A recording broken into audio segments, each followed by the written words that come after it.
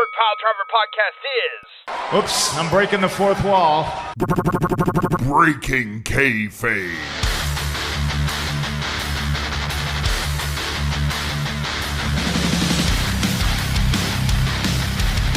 Hello, everybody. Welcome to the Pittsburgh Time for a Podcast. Welcome to the Pittsburgh Popsicle Pop Show. We're here and we're queer. Oh, you say it? It's a Pittsburgh Pile Driver Podcast, kind of. We're gonna have another mixed bag for you. Shut up. We're gonna have another mixed bag for you idiots. On this show, it's gonna be part Pittsburgh Poopsicle Pod Driver. And part breaking Kayfabe. Oh my God! This is the worst show. Part Pittsburgh Pile Driver podcast. Part breaking Kayfabe. I don't know what we're going to talk about. Frankly, I don't care. It's just going to be a shit show. I'm going to poop hard because I had chili for dinner and beer, and I'm going to poop hard all over beef. So everybody, strap in. Boof will be in this episode for probably about 15 minutes before he gets cranky and just decides to drop the fuck off. We'll wait with anticipation for that moment in the podcast to happen. I'm Alec Ransom. I'm here with Borf the Legend and the best damn Cruiserweight champ, and who knows, maybe for the rest of the time Cruiserweight champ if wrestling doesn't start up again. Who the hell knows? Of the Pittsburgh Pile Driver Podcast, Poot the Bard. We're here to give you entertainment, and this episode of Breaking Kayfabe Pittsburgh Popsicle Podcast is brought to you by Casual Gaming Dad and Sean Tischler. You've heard me talk about it before. If this is your first time listening, what a terrible decision you've made to start on this episode. Go back to the beginning, listen there. You'll figure out how we do things, you'll figure out things that are jokes, and you'll figure out who the sponsors are. So, shame on you for listening to this podcast now. Do it better. Learn how episodes go. Start at episode 1. I don't care about anything wrestling because wrestling, so I don't care about it. But it's going to be sold to Fox and ESPN and probably Donald Trump. Who knows? Do you guys ever miss The Intern? No, never. You're the intern. It was nice. No, I definitely wasn't. It was nice leading him along for a while until we were like, "Hey, buddy, fuck off. We don't need you. Fuck off. Go fuck a toaster. We don't need you." No, you can't say that to fans because he wasn't a fan. He was a troll.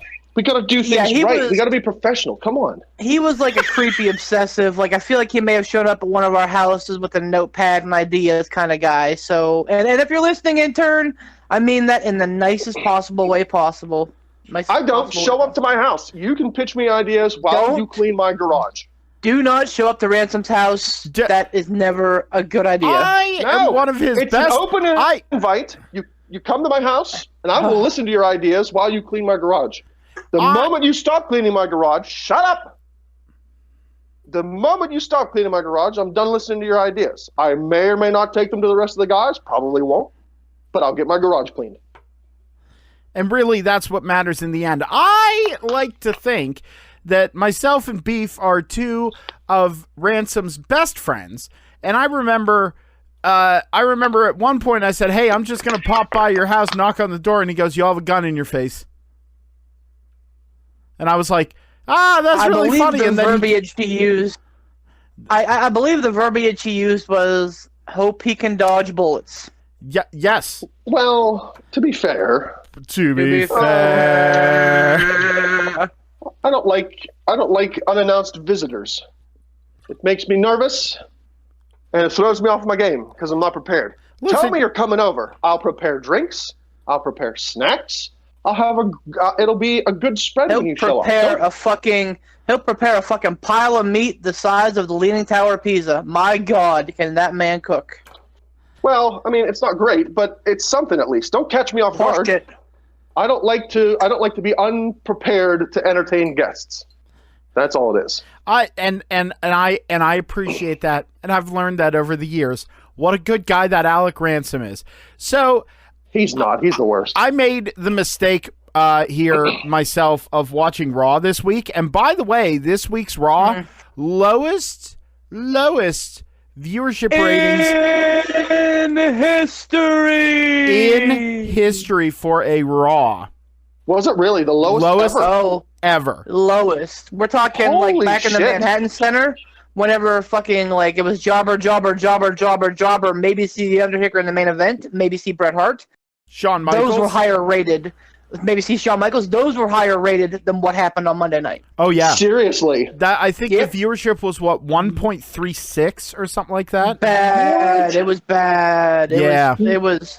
I didn't see the numbers, so if it's that low, then that's like within AEW striking distance. If we're being real. Yeah. Why was it terrible? Sorry. Yeah. No. Honestly, it wasn't more the same. Yeah, it was very samey. Perfect. No, it was very samey, and they were continuing the celebration of Triple H's 25 years in the WWE, and that was kind of fun and funny and whatever. But like the matches were good for what it is. It's that I say what you want about the politics of what they're doing. I appreciate what they're doing to try and still entertain people and give them a product and make it entertaining. And for shit's sake, listen, don't yak me right now. You can yak me after I'm done, okay? No, he is so keep everything closed. It's not even funny. Listen, it is. You've since shifted your whole idea there, cowboy. But like I am all for them. I even said what they should have done at the beginning of this is push the history and the legacy of the WWE and featured old WrestleManias, old pay-per-views, highlight spots. Like go back and tell people, yo, stay with us. We've been around this long. We are part of history and we're going to keep making history when we can. That's not the way it is. So you know what? I'm saying put the politics of it all aside. You're seeing guys like Andrade Almas and Angel Garza and Austin Theory, which is a weird third wheel. You're seeing a weird third wheel there with Austin Theory. Not saying he doesn't deserve it, because Austin Theory is phenomenal, but they should have left him in NXT and given that spot to somebody else. Like anyway, that's beside the point. But you're seeing them in programs that are high profile.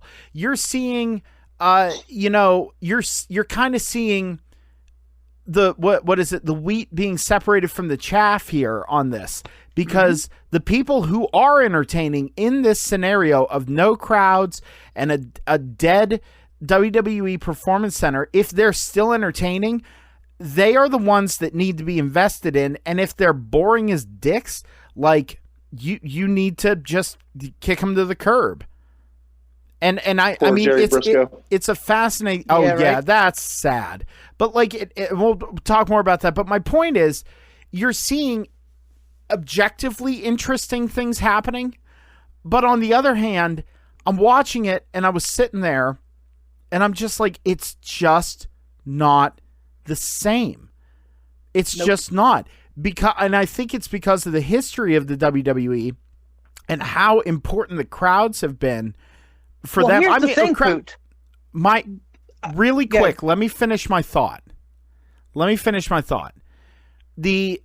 fact is, like, with WWE, you expect larger crowds, vocal audiences, them being there with signs and stuff. You know, it's dwindled over the years, but it's still there. The reason that I think that it's working better for AEW and NXT is because there's not that preconceived notion, and they've operated in front of smaller crowds, and they're giving you something a little bit different, and they're still performing at a high level versus main roster WWE stuff. Now, Beef, here's the thing me all day long, or gah me. No, I mean, and that's, you're feeding right into my point.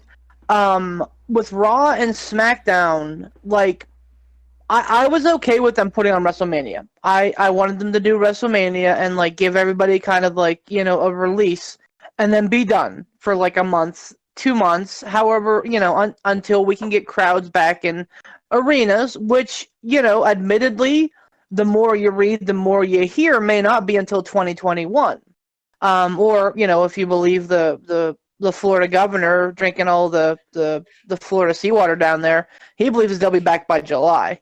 I see that what the pattern that we're in right now, if we can be a little bit political, I think that the current holding pattern that we're in right now is going to get eased up a little bit and then get way worse. And I think that the NFL will not have fans this year. I think MLB, I think there will be no major sporting events with fans until 2021. Maybe the Super Bowl is the thing that kicks it off. But the thing with Raw and SmackDown is I wanted to give them a chance. And by God, they're trying, but it's just not clicking. But last night, like AEW and NXT were on fire. They put on great shows despite not having any fans. And you can say what you will about fans interacting and everything, but when you talk about NXT and AEW, those are the two shows where the fans show up the most, and the fans mean the most, in my opinion. So, like, yeah, I hear what you're saying. Like, it's a different feel for sure. But like AEW and NXT are doing something that Raw and SmackDown aren't, which I think is kind of like, I don't want to say they're suspending storylines, but they're doing a lot more storytelling in the ring versus like otherwise. And I can't put a finger on it, but I don't know. Like NXT and AEW feel different, but still good. Raw and SmackDown feel awful, and I just do not and will not invest any more of my time watching the product, regardless of political means, regardless of whether it's essential, non-essential, any of that. Like, all of that aside, it's just a boring, stale product, which is sad because we're coming up on Money in the Bank next weekend, which is like the time that a young guy usually gets over real hard. So it is what it is, though, you know? So if we're going to, let's just indulge ourselves in some rumor and innuendo for a minute. Yeah. If we're going down the rabbit hole of Raw and SmackDown sucking, for anybody that is listening who, frequents the wrestling boards, wrestling forums, whatever, someone came across, I don't know if it was Poot or Beef, came across a story where it's rumored that Vince McMahon is looking to sell WWE to either Fox or ESPN. Zeb Coulter posted that, right? Yeah, that was tweeted by Dutch Mantel. Yeah, exactly. Well, so is there a downturn in WWE? Is that why Vince is looking to sell? Or do you think this is all like, that's Dutch Mantel. Maybe he's just looking to stir the pot. Who gives a shit? It's Dutch Mantel. Like, that's the problem, because it's not from an actual source. And I'm sorry I interrupted you. It's Dutch Mantel. Come on. He's from the old school of stirring shit up. You know what I mean? Like, you're hearing reports about Vince McMahon losing his mind and kind of being in, fuck it mode. Like, you got to realize that the last 2 months, like, he should have made probably close to $100 million. And that with WrestleMania not going off, with the XFL going off, as opposed to making $100 million, he is now hemorrhaging money. I don't know if I'm all in on the story of him selling it, but I think he's going to start, like, misering the rights out little by little to start recouping this, because he's being sued by the commissioner of the XFL, and he's being sued by shareholders of WWE, ex-shareholders of WWE. Oh, hold on, wait, whoa, pump the brakes. I didn't hear about that. Why is he being sued by the commissioner of the XFL? Wrongful termination. Of the XFL or of the commissioner? More or less. So is XFL dead? It's very hard for me to say that, but yes. Because I have a fucking jersey, like, on its way from China for a defunct team. You're so getting the corona. I don't care. I don't care anymore. But, like, I do care. That's you do. Shut up. I totally do. You always cares. I am very bummed because it was a great product, and like, now it's going to be, like, spoken of in the same breath as the first XFL, which was a complete and utter train wreck. This was not that. This was just conditions, worsening at a time that it absolutely needed it. It seems like the XFL failures were two completely different animals. The first one failed because it tried to be too WWE-esque. Mm-hmm. This one failed strictly by happenstance of the corona. Yep. Well, and here's the thing, because people are like, oh, well, it's a new business. Yeah, it's a new business ran by a multi-billionaire. Look at fucking AEW. Like, AEW is a brand new business, too. They didn't pack it up and say, well, we're screwed. We're going to cancel everything. Sorry about you. No. When you have Oprah money, you don't have to. Vince McMahon has Oprah money. No, he doesn't. Don't even start to talk about. Oh, he's a multi-billionaire, and I get it. We, the plebs, we're not going to realize what it costs to operate a multi-billion-dollar industry like WWE, and I understand that. But at the same time, Vince McMahon was in the mix to lose $240,000 on the $240 million on the XFL version 2. Before it ever started making money. He had a 3-year plan, which he planned to lose money every single year. So like and the now Xbox. All of a sudden, exactly. But like all of a sudden, like the boat starts taking some water, and he loses his shit, and he gets cold feet. That's what shocks me. Like Vince McMahon.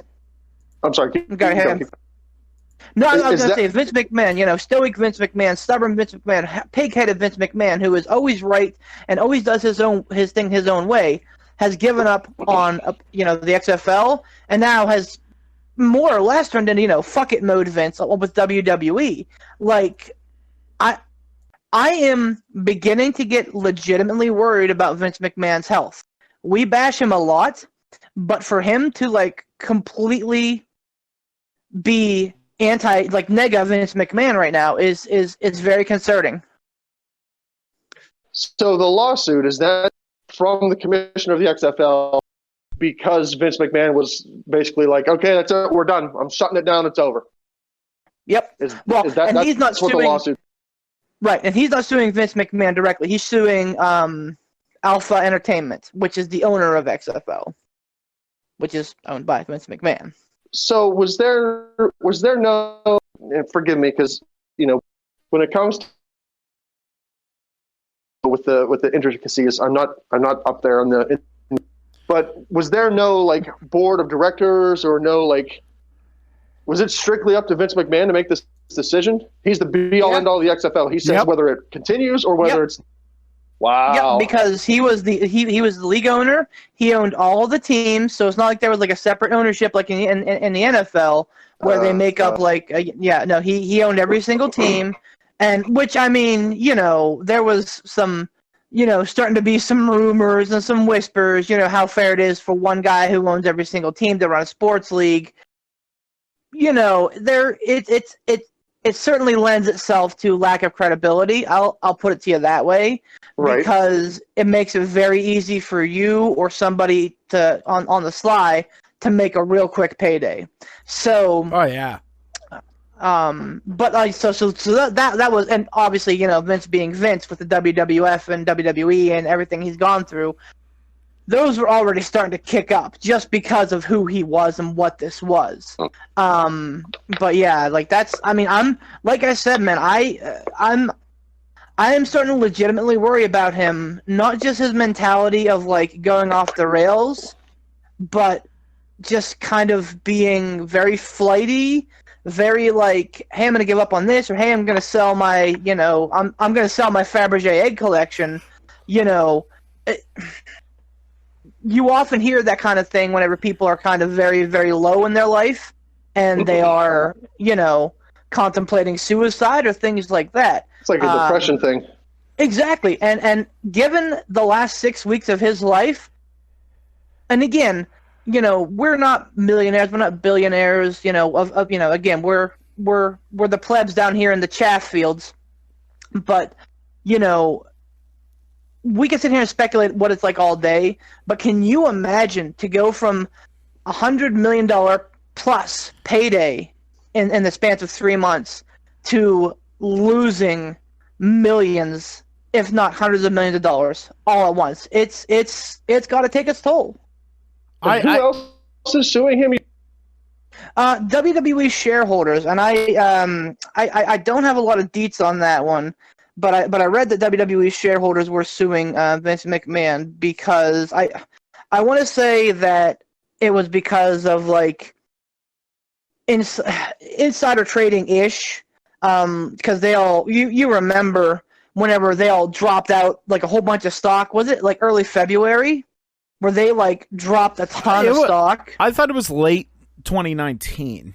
Yeah, I thought it was sometime last year when we talked about them just dumping stock. It may have been, and I don't recall, but unless there was another round in February. It's almost like, and we know that you guys referenced this last week that Vince is buddy with Trump. Like they are like hands in each other's pockets, holding each other's Johnson. So like Rocky Johnson. Dwayne. Exactly. Yeah. No man, Pocket Johnson. No man. Is that the midget wrestler version? Is he going to face Max Mini at Money in the Bank? Oh, I hope we'd never see Pocket Johnson ever wrestle ever. I want a T-shirt of Pocket Johnson. Pocket Johnson. Damn but my point is that if anybody's going to find out about things potentially going south before they go south, it's going to be a guy like Vince McMahon, who's like buddy, and again, semi-political reports are that Trump and his staff knew about the corona way back, probably even at the end of December. So it's feasible that all these stocks, because politicians are 100% guilty of it too, where they dumped a bunch of stocks before the stock market crashed. So, that's I think that's part of it, is that they feel, and I think that this period that he is not representing the best interest of the company right now. So that's part of it as well. Let me see if I can pull up the article. Talk amongst yourselves. Stonks. Damn, that's crazy. That has to suck, especially now with the economics that we're in, being sued by the commissioner of the XFL on one side, and then the other side being sued by shareholders. Jeez. No, it's not a good time to be Vince McMahon. No, and the thing, and that's why. No, man. No. It's this is like I said, this is.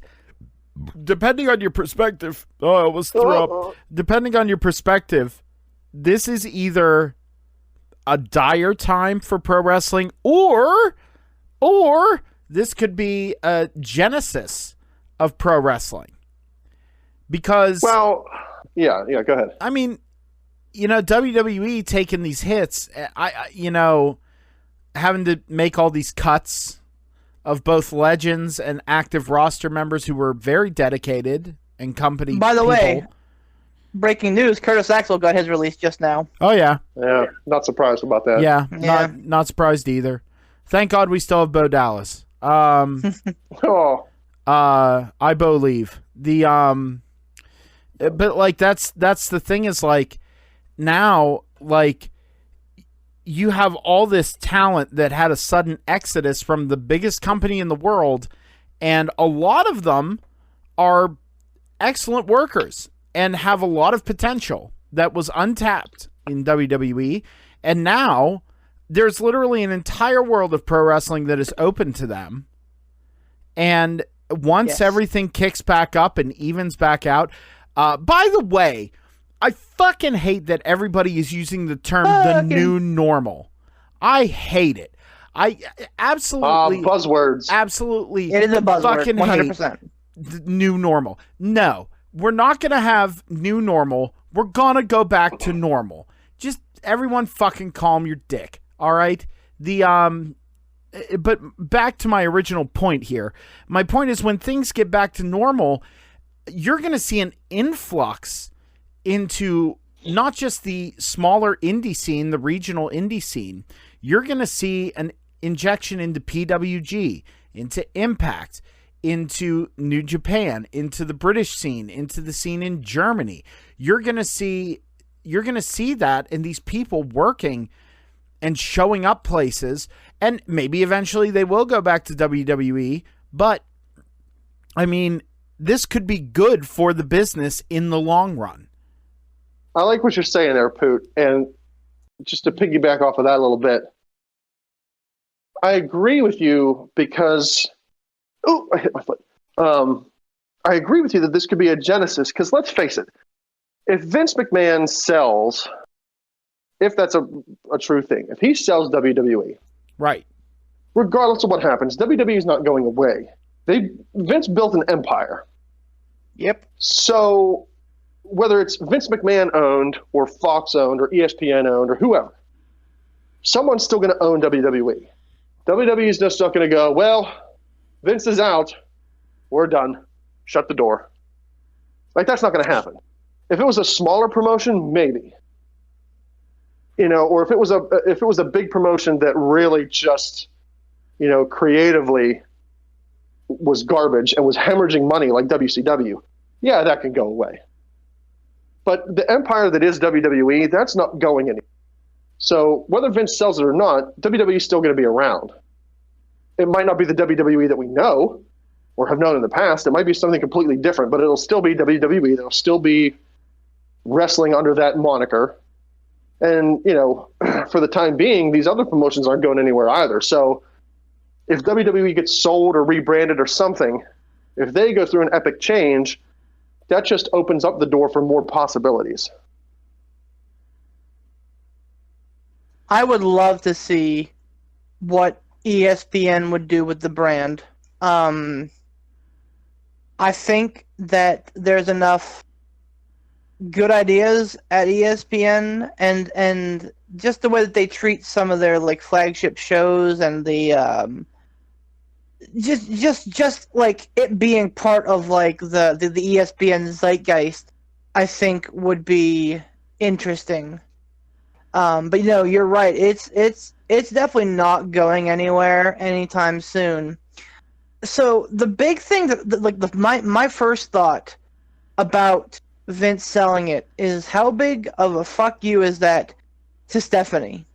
Like, Shane has kind of made his peace, and he's like, you know what? I'm probably not going to inherit the business. That's fine. Just pay me to be a performer. But Stephanie has been being groomed for like 25 years, and is the wife of, in my mind, one of the smartest men in wrestling. Like this, if Vince sells the WWE, it's a huge fuck you to those two, and I feel bad for those two because they definitely have sat through some shit for it,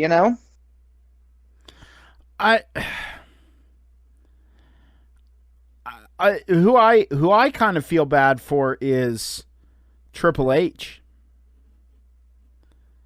I mean, yeah, that's what I'm saying. Like him and Steph both, yeah. Oh, okay, I gotcha. Yeah, it's kind of, I mean, it is what it is. I don't know really how to expound on that because it's, I wouldn't mind seeing WWE. It's almost like a humbling process. It's the phoenix dying to then rise from the ashes. Well, but keep in mind, though, that, the phoenix is the phoenix because of what it did. Not every bird that you set on fire is going to come up out of it, Yeah, I mean, we are speaking very highly and very much puffery of WWE right now and about how they're not going anywhere and this, that, and the other thing. But at the same time, if you factor in the downturn, well, the lack of attendance, period, the downturn in ratings, and now a potential selling, that's a lot to go through. So, I mean, we'll see. Speculation is always fun. That's what we are here for. That's why we're still talking about wrestling, is because the product, though in a down period right now, has a lot going on. There's a lot of comings and goings. So I mean, I guess we'll see. But it's truly hard to imagine a world without WWE. But who knows? If you're going to continue going down the speculation train there. If Vince sells WWE... All aboard. Yeah.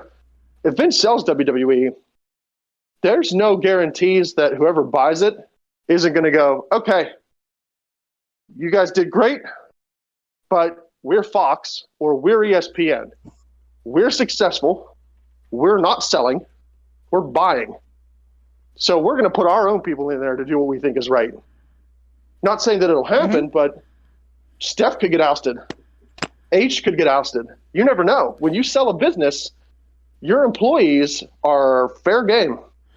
Yep. You know, there have been plenty of companies who have sold or who have been bought by another company, and the executives from the company that has been sold have been wiped out. The new company wants their own people to be brought in. They want to do things their own way. They think they know better. And, you know, if one company's buying another, you would think that the company that's doing the buying does know better because, well, they're the ones doing the buying. Now, here's the question. Between Steph and Triple H, who do you think they would oust? Steph, no question, because she is a relative, so she has a blood stake to it, you know. She comes with that one, and she comes with the McMahon name. Blood exactly. Stake. B, blood stake. B, you know, again, talking about what I was, making reference to earlier. You know, she's basically been being groomed to take over this giant global empire for the last 20 years. Yeah, that can certainly be a benefit to ESPN to take someone who's been under the wing and say, hey, you know what? Your show now. Or it could work to their detriment of someone who's been groomed for it, and suddenly that rug is no longer under them. They're going to be pissed off. They're going to be bitter. But Triple H, I think, so in my mind, Triple H is always going to be like Triple H the character, and I know that that's not like, you know, Paul Levesque. I know that. But, like, I feel like Triple H has done enough politics-wise to kind of, like, weasel his way through, like, his in-ring career. And I don't... Weasel's probably not the best of terms, but, like, you know, finagle, you know, some really good spots. And I think that he would continue to do so. Plus, I think that you'd have to be absolutely blind, deaf, and dumb to not see what he's doing with NXT or, you know, Vince McMahon. Can you imagine if WWE put the kind of money behind NXT that they do for Raw and SmackDown, even promotion-wise? Oh. Like, can you imagine how successful that would be? It'd be stellar. And ESPN and Fox, they're, like, Fox's social media team for SmackDown is absolutely amazing. Like, they both have their fingers on the cusp of the real world that is, you know, not Vince McMahon of 1992, but, like, the real world, not out of touch. So they're going to say, hey, you know what? We're getting all this great press about NXT. Let's put our, you know, let's put our chips into that. And to have them pull Triple H from NXT, can you imagine, like, Shawn Michaels obviously wouldn't be on board then. And with losing Shawn Michaels, I think you lose Adam Cole. Maybe not like the actual wrestler Adam Cole, but like I think that he would lose his spirit. And I think that the locker room would definitely kind of like start to peter out. So they'd have to come in and basically kind of do a full on redo. You know, new wave. And so, yeah, to me, it would behoove them to keep Triple H and if for no other reason for his input and his leadership in NXT. I think, like you said, too, you know, Fox and ESPN, they can see the world outside of professional wrestling. Like WWE, that's Vince McMahon's world. On one of those Dark Side of the Rings, you know, Jim Cornette, we shit on him a lot, but he says a lot of funny and also poignant things. Jim Cornette said in one of those episodes, you know, I doubt Vince McMahon has, in the past how many years, gone grocery shopping or gone to see a movie. Yeah. Like he's not connected with the real world. He's connected with WWE. That's his world. He doesn't even have a hobby outside of that. You're right. That's it. His hobby's working out. So he works out in WWE. His hobby is failing football leagues, apparently. So you would think that with these guys, and we keep saying Fox and ESPN, who knows who it's going to be, and who knows, again, if it's true, this could all be wild speculation that we talk about for no reason at all. But if Fox or ESPN take it over, they know the world outside of wrestling, and they should be able to look at the product and go, okay, ratings-wise, let's see what we've got. Raw, SmackDown, not doing so great. This NXT brand, this is doing pretty darn good. Where the other ones are suffering, this one is flourishing. And like you said, Beef, whether it's politicking or weaseling or finagling, whatever it is, Triple H, I believe, well, not Triple H, Paul Levesque, I believe would be able to make a case and say, hey, look, I'm in charge of this brand here, this little entity within WWE. This is my baby. I've built this from the ground up. Look what I've been able to do. It stands to reason that he would probably be the best out of any of them to be able to make a case for himself as to saying, look what I did with this. Look at what a benefit I could be for you. And but would he? That's the question, because can you imagine what that would be like every night going home to Steph, like after she's been axed and after her, her father's basically been ousted, like. I think. Well, you have to look at it.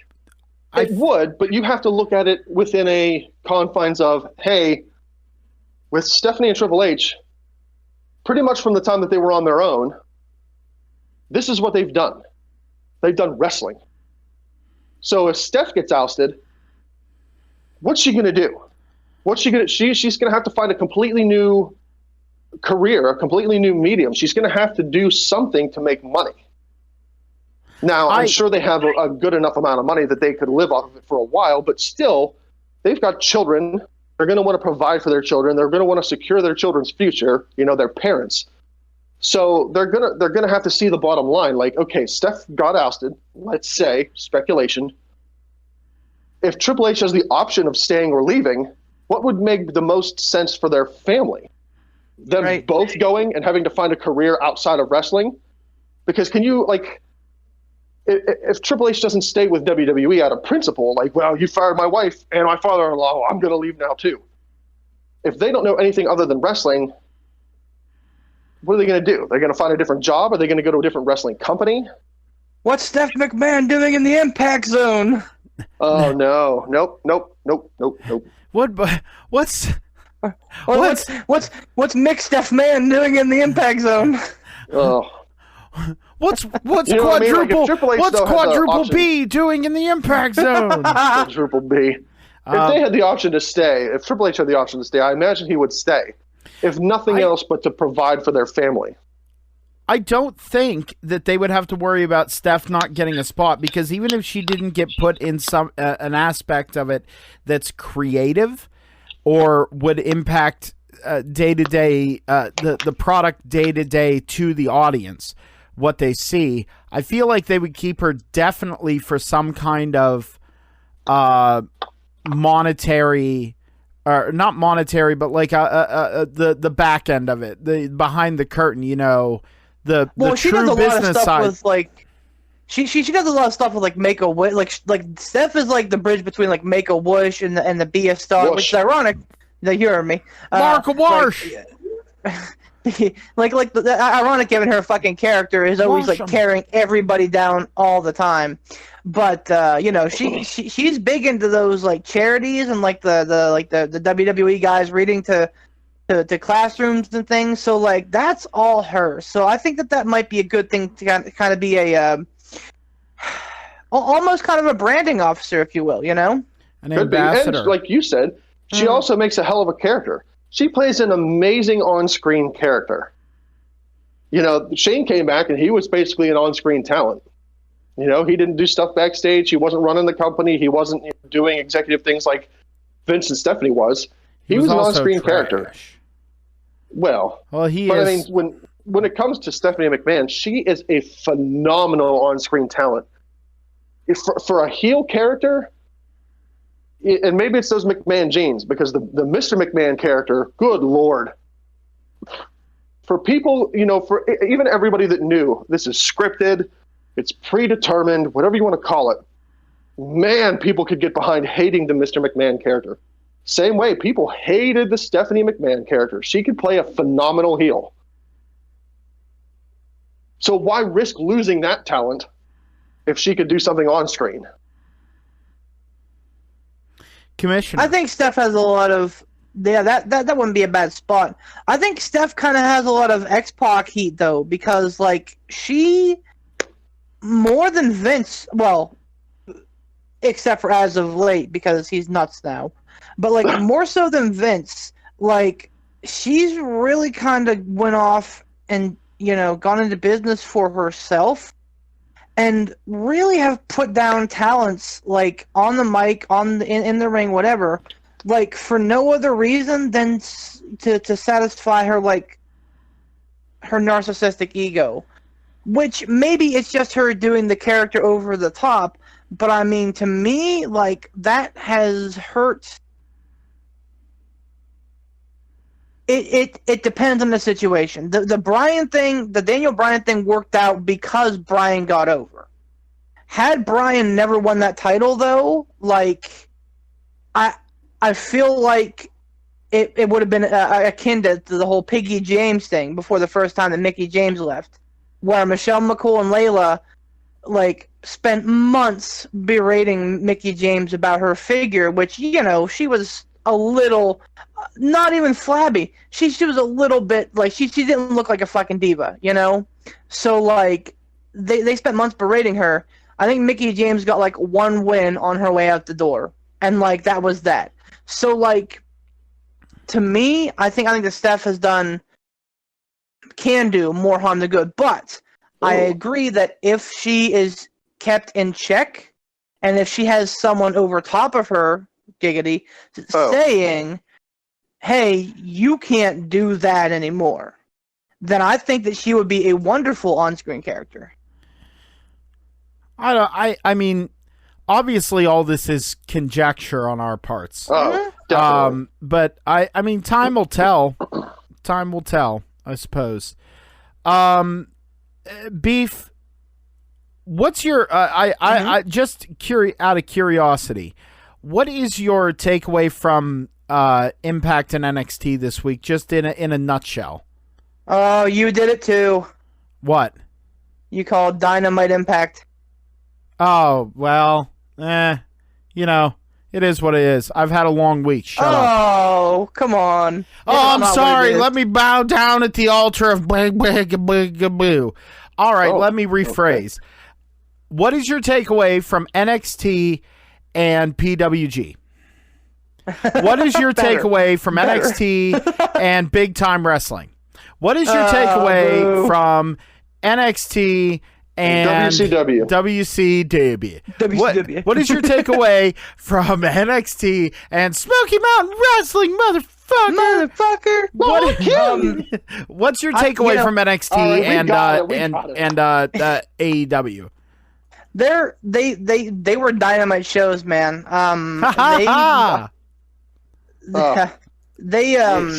They were probably the best wrestling I've seen since the plague began. I don't know, man. It just clicked. Like both shows had really good matches. Both shows have intriguing stories. Both shows have like character juxtapositions. It's really clicking. AEW is doing a wonderful job with Lance Archer.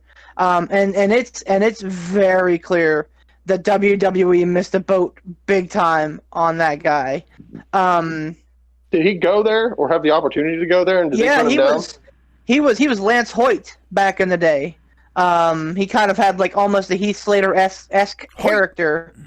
But yeah. When was that? So when was he in WWE? Probably a decade ago, I'd say at least. He was never like a big name. He was a guy who was like in spots on SmackDown. I think it was mostly SmackDown. But like, yeah, they like I don't know, man. Like it was definitely like a 3MB situation where you have all this fucking talent and you piss it away on some dumbass character. So, he is going to make a lot of money for AEW. And they are doing him right, man. Like, he has... Now, we'll see if him or Cody wins the title at Double or Nothing. But so far, I think that Lance Archer's been a guy to watch. Brody Lee, a little less impressive, but still a nice kind of turnaround. Well, the problem with Brody Lee is that they're really hitting the shtick of he's Vince McMahon. They're even calling him Mr. Brody Lee. Oh wow! So here's the one thing I can say about AEW this week is that the last couple of weeks have been kind of hard on Tony Schiavone because it's felt like he's kind of like Mario with that pea balloon, like he's kind of floating out there, just waiting to deflate and fall into the chasm. But he stepped it up this week, and him and Jericho are really starting to gel, which makes me wonder why they're. And I get why they're doing it. But like next week, Jericho's in a match. It's him and Sammy Guevara versus Kenny Omega and Matt Hardy. I was like, I get why he's doing it because it's fucking Chris Jericho. But like Schiavone and Jericho on commentary are great. Jericho can do no wrong in my eyes. Wow. Yeah, he is amazing. And he keeps like he straddles the line of like I'm the biggest heel in the company and also like, hey, I know a hell of a lot about what I'm talking about. And Schiavone has stepped up his game. He's been calling a lot better moves now. I would like to think that probably Excalibur and JR are probably working with him a little bit, but yeah, he stepped it up. NXT was great this week. I think that Keith Lee and Damian Priest was probably a little better than Keith Lee versus Dijakovic versus Priest. Was that the quote unquote takeover match? I don't even remember anymore because it was so But like I think that the singles match between those two was really good, and they're just doing a lot of really good stuff. Timothy Thatcher with Matt Riddle is gangbusters. Well, it's the classic straight man goofball. And like it was a little schlocky last night, but it worked. It made me laugh at all the right times. And both shows are gearing up to have a banger next week. So I don't know if there was a message that came out that was like, hey, next week make sure you have the best show possible. But like MJF is coming back next week. Jericho next week. The NXT title's on the line with Cole and Velveteen Dream. The women's title's on the line with Charlotte and Io Shirai. So like both shows are really going to be bringing the heat next week too. All right. What's Matt Hardy been doing in AEW? The broken shtick, but actually given the reins to actually be decent with it. It's entertaining. So AEW is doing a lot of really cool stuff where they're splicing in like vignettes or like interview style vignettes in with the product. So there's not like monotonous where it's not like, in WWE or like Raw or SmackDown where, talent comes out, they take an interview, they get in the ring, or they win, they do an interview. Like they managed to keep it fresh. But a couple weeks ago, Matt Hardy did an interview both as like broken Matt Hardy and as like regular Matt Hardy. And then I think he like referenced himself a couple times too. It's been good stuff. Would you say it's good shit? Good shit. Yes, I in fact would. And probably the big takeaway from NXT this week was Candice LeRae. New heel character, new heel music, new heel look. She's using the curb stomp, Super Dragon's curb stomp as a finish. And like Gargano is just like playing the shit-eating heel. Just the best. So, mazel tov to them.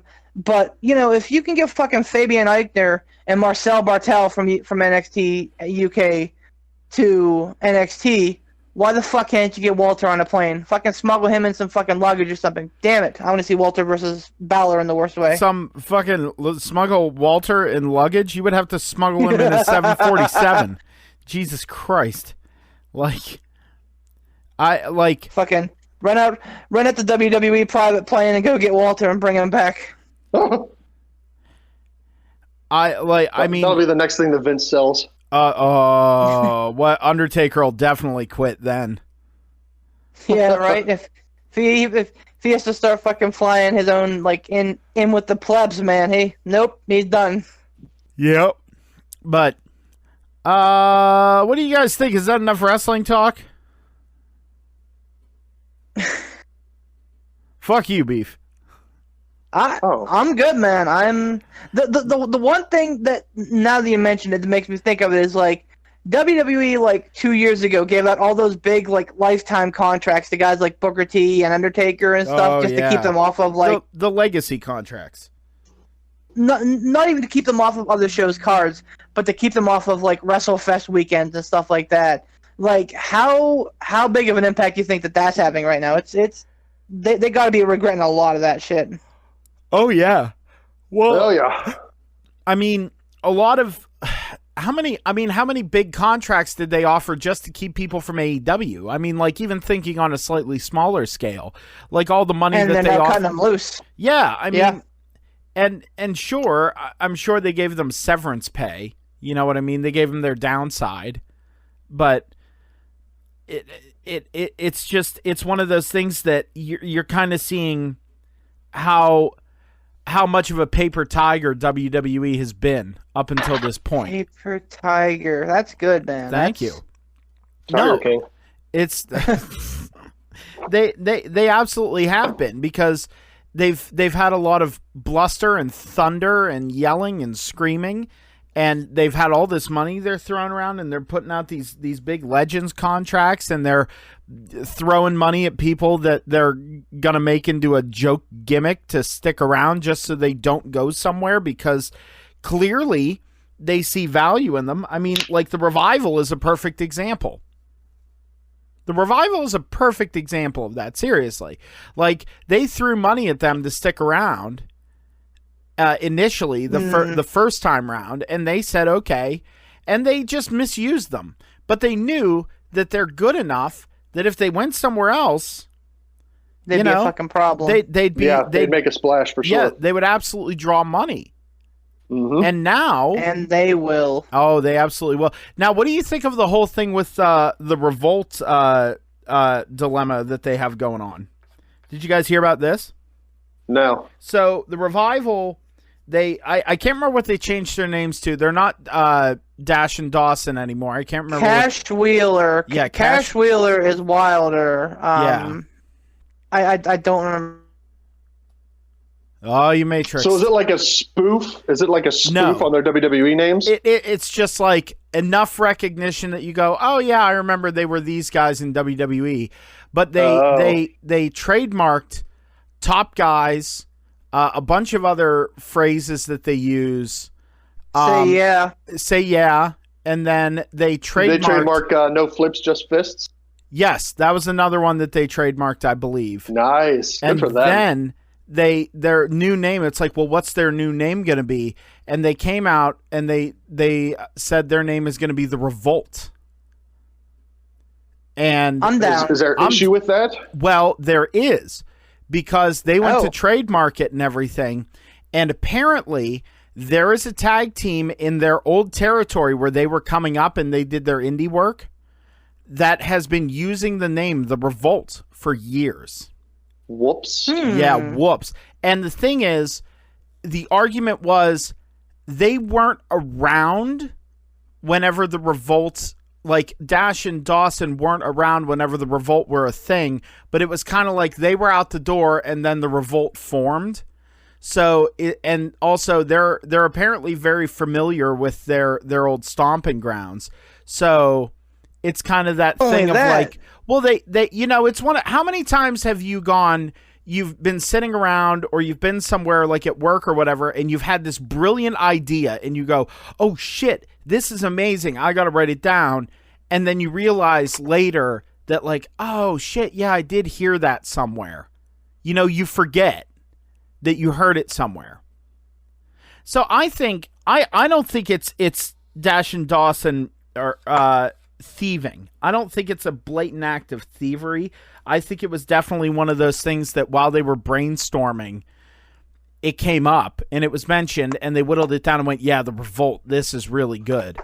And then it all came to light, and like the indie guys are like, there was a whole movement of like buying the t-shirts on Pro Wrestling Tees for the Revolt and like buying their merch and trying to like make them very public and be like, no, you can't have our name.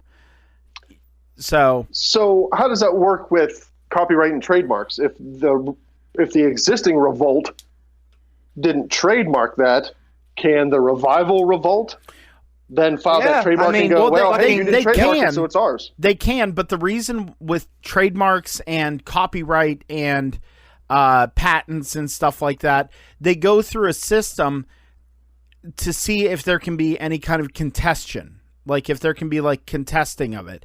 And because this came up, it's like obviously they're going to contest it on principle. And well, not only that, but WWE I think has a leg to stand on too, because if you remember, whenever AEW was using Bash at the Beach, and I don't know that it ever got resolved. Honestly, I think that they just did it. But like there was, I guess, an issue with it because, or I think WWE took something. But basically, because it sounded like the existing WWE trademark, the Bash or the Great American Bash, that there may be confusion.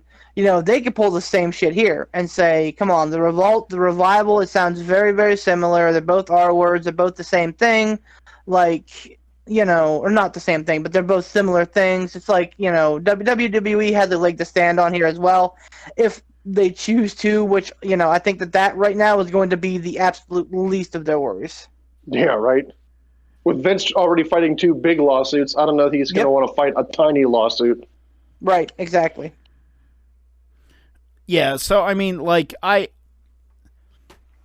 think they're either going to come up with something else, but I think they're going to have the name The Revolt.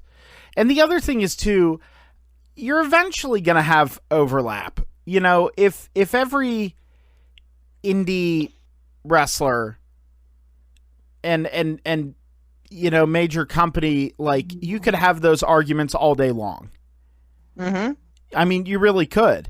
And obviously the indie guy's going to win because, like, for example, if someone went out there and tried to, in NXT, AEW, New Japan, whatever, tried to go out there and call themselves the Man Dime. You know what I mean? Or, right.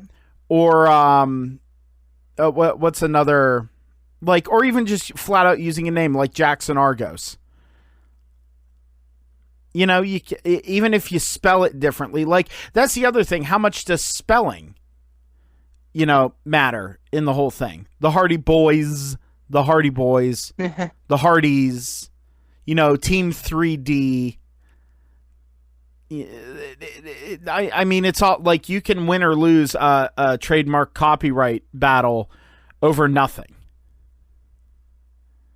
Hey, speaking of battling over nothing. Yeah? I've got a question that has nothing to do with wrestling. Okay. Let's do it. And this is along the lines of $1 million, but you don't get any money. You have to make a choice. You can choose to either have the power of flight, but you can only fly 5 feet off the ground. Or you can have X-ray vision, but the X-ray vision is always on except in your peripheral. Oh, so whatever you focus on, you're seeing the innards of it.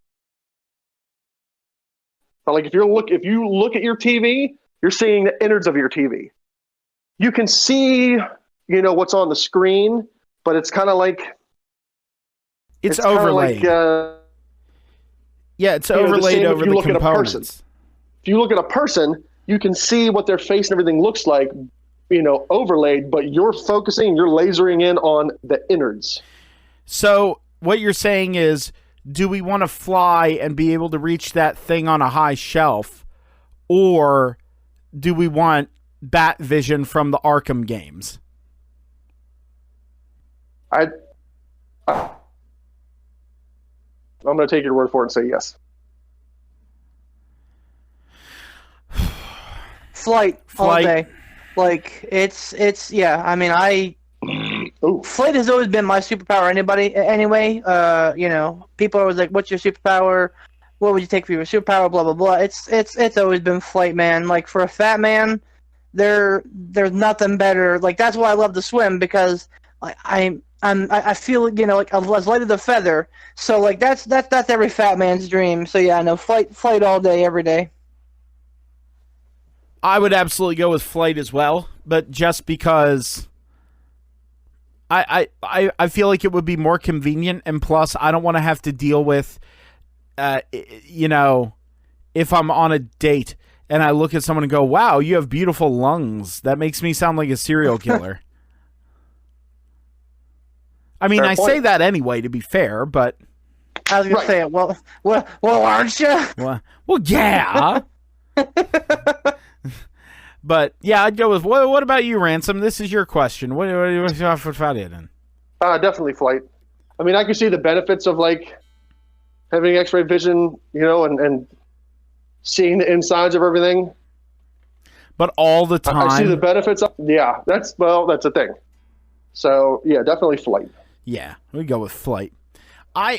You know, that's always been okay. When you guys, you know, now that you're both wedded gentlemen, you know, with one with chitlins, the other one with a cat that loves to cause chaos in the middle of the night. And so why? Oh, I need to tell that story one time. Actually, I'll tell it here after I bring this up. So when you were getting to know your significant others or any other dates you've been on, everyone has like go-to questions that are like the things that, you know, what's your favorite color? You know, what's your favorite breakfast cereal? You know, what do you do for fun? Like stuff like that. What's the one question you have that's like to show that you're a goofball? Like that you like to have fun question? What was your one question that was like, you know, the oddball question? I mean, I don't recall having one, because, like, here's the thing. I have the rest of my life to learn, and I know it now after, you know, a decade. But, like, you know, to learn her favorite color, to learn her favorite song, learn her favorite band, you know, music, yada, yada, yada. Like, you know, I've always been very quirky, and, like, I remember, I think we talked about like superpowers or something like real generic, like not generic, like something very, very odd on our first date. Like, our first date was not like first date-ish at all. There was no like awkwardness. There was no like, you know, kind of getting to know you thing. It was just like feet first the whole way. So like I've always kind of like veered towards the odd and the oddity. And because, you know, the boring stuff we can do, you know, sleep when we're dead, as they say. So I think for me though, I think we did talk, and it may have started with like movies, but I think we like dug down into like, you know, superpowers and things like that. But yeah, man, that's you got it. What about you, Ransom? What do you got there, Playboy? Playboy, it's not Alec good. Ransom. It's no. It's not good. Well, I mean, my answer's not going to be good or entertaining. Simply for the fact that I can't remember. The last time I'm married, we dated for so long. The last time I had a first date was January of 2001. Wow. So I have no idea. I could tell you where we went and what we did, but as far as what we talked about, I cannot remember. That was almost 20 years ago. Like I have no idea. Good God, 20 years ago, son of a bitch. Yeah, January of 2021, Tara and I will have been together for 20 years. Not married, but, you know, that's it. We were done. Correct me if I'm wrong, but wasn't your first date with Tara your first date with Neebs? Yeah, I don't know if Poot knows this story or not. No! So, go on. Hold on, wait. Let me settle in. I got to grab my cocoa and wrap myself in a blanket. Go on. So, it might be hard to tell from the podcast, but in 2001, relationship-wise, I was pretty timid and awkward. So, I didn't know, I knew Tara. You know, we were in marching band together, nerds. We were in the same, you know, band fraternity together, nerds. But that's probably what we're in common. We're nerds. Nerd. But like I didn't know her. So what we were gonna do was Tara and Neebs and I were all the three of us were gonna get together, go to a movie, and you know that was kind of gonna be like our introduction. So I don't know how it ended up happening, and Tara doesn't listen to this podcast, so she wouldn't be able to comment and say. But for some reason, she got her wires crossed and must have thought that like it wasn't happening. So Neebs and I show up at the movie theater. We're waiting.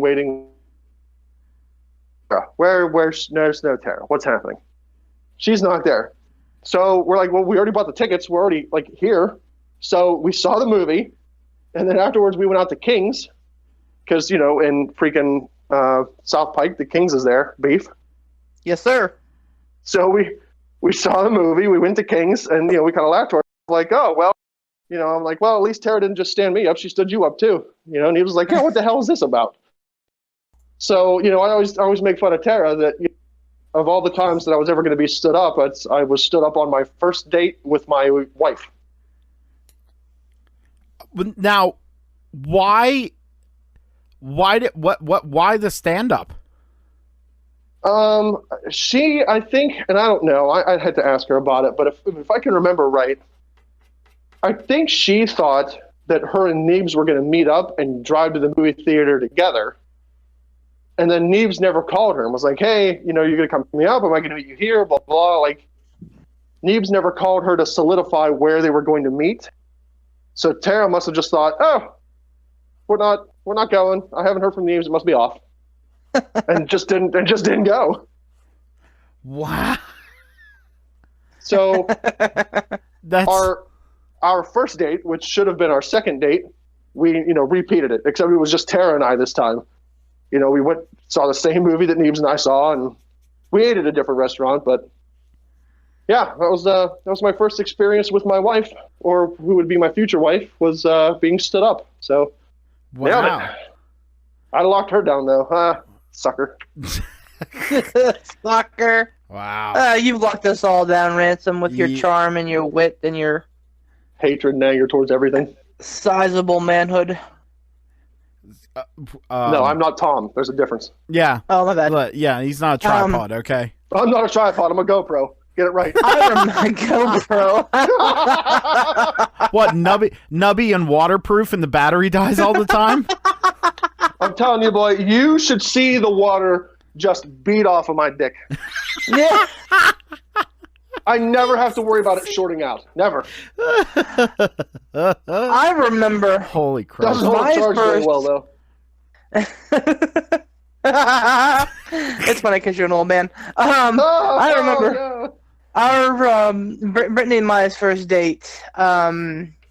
We met through an online service, OkCupid. I don't know why I'm plugging them because you know they didn't do anything for us. But OkCupid. Oh yeah, fuck them. Fuck them. They didn't do anything for you. Well, okay, that's fair. But anyway, they didn't help me find my wife. Go fuck them. We so we met up at the Triple R Roadhouse in Clarion, and like the first time I talked to her on the phone, or one of the first times, like she was like, "Okay, you know, where am I going?" Because she really wasn't familiar with Clarion, and she was like, "Oh, these damn asshole drivers!" And I could hear her like honking her horn. I'm like, "Oh man, this is gonna be something." And I remember On the date, she got a salad from the Triple R Roadhouse, and I'm like, "Are you sure you want a salad?" She's like, "Yeah." I'm like, "Okay." And I got like a big fucking full rack of ribs and Brontosaurus burger. The one exactly. The one thing that I did ask her, I was like, "Listen," I said, I Table just fucking tips. freshly, I had just freshly shorn my beard, and because I lost a bet, I was subbing 7th grade and I lost a bet with my 7th graders that the Steelers were going to win the Super Bowl. So as a result, I shaved my beard, and so like it was like stubbly. And I said to her, I hope you like beards because this here is the only time you're going to see my face. And, true to my word, I've had a beard ever since. And I remember her reaction very vividly. She was like, eh. And now it's like if I try to shave my face, she like tries to take my arm off. It's terrible. Did I tell you guys this is getting real? This is getting real like friend zone here with the audience, so they're probably not interested in this, but fuck them, I don't care. Did I tell you guys how I found out that we were going to have our first child? No, please go on. Yeah, I'm all ears. It's not really that entertaining, and she didn't actually mean to do it, but if she had... the kid? No, I'm kidding, I'm kidding. That was Afton. If she would have planned it, it would have been genius. But she didn't. It just was all happenstance.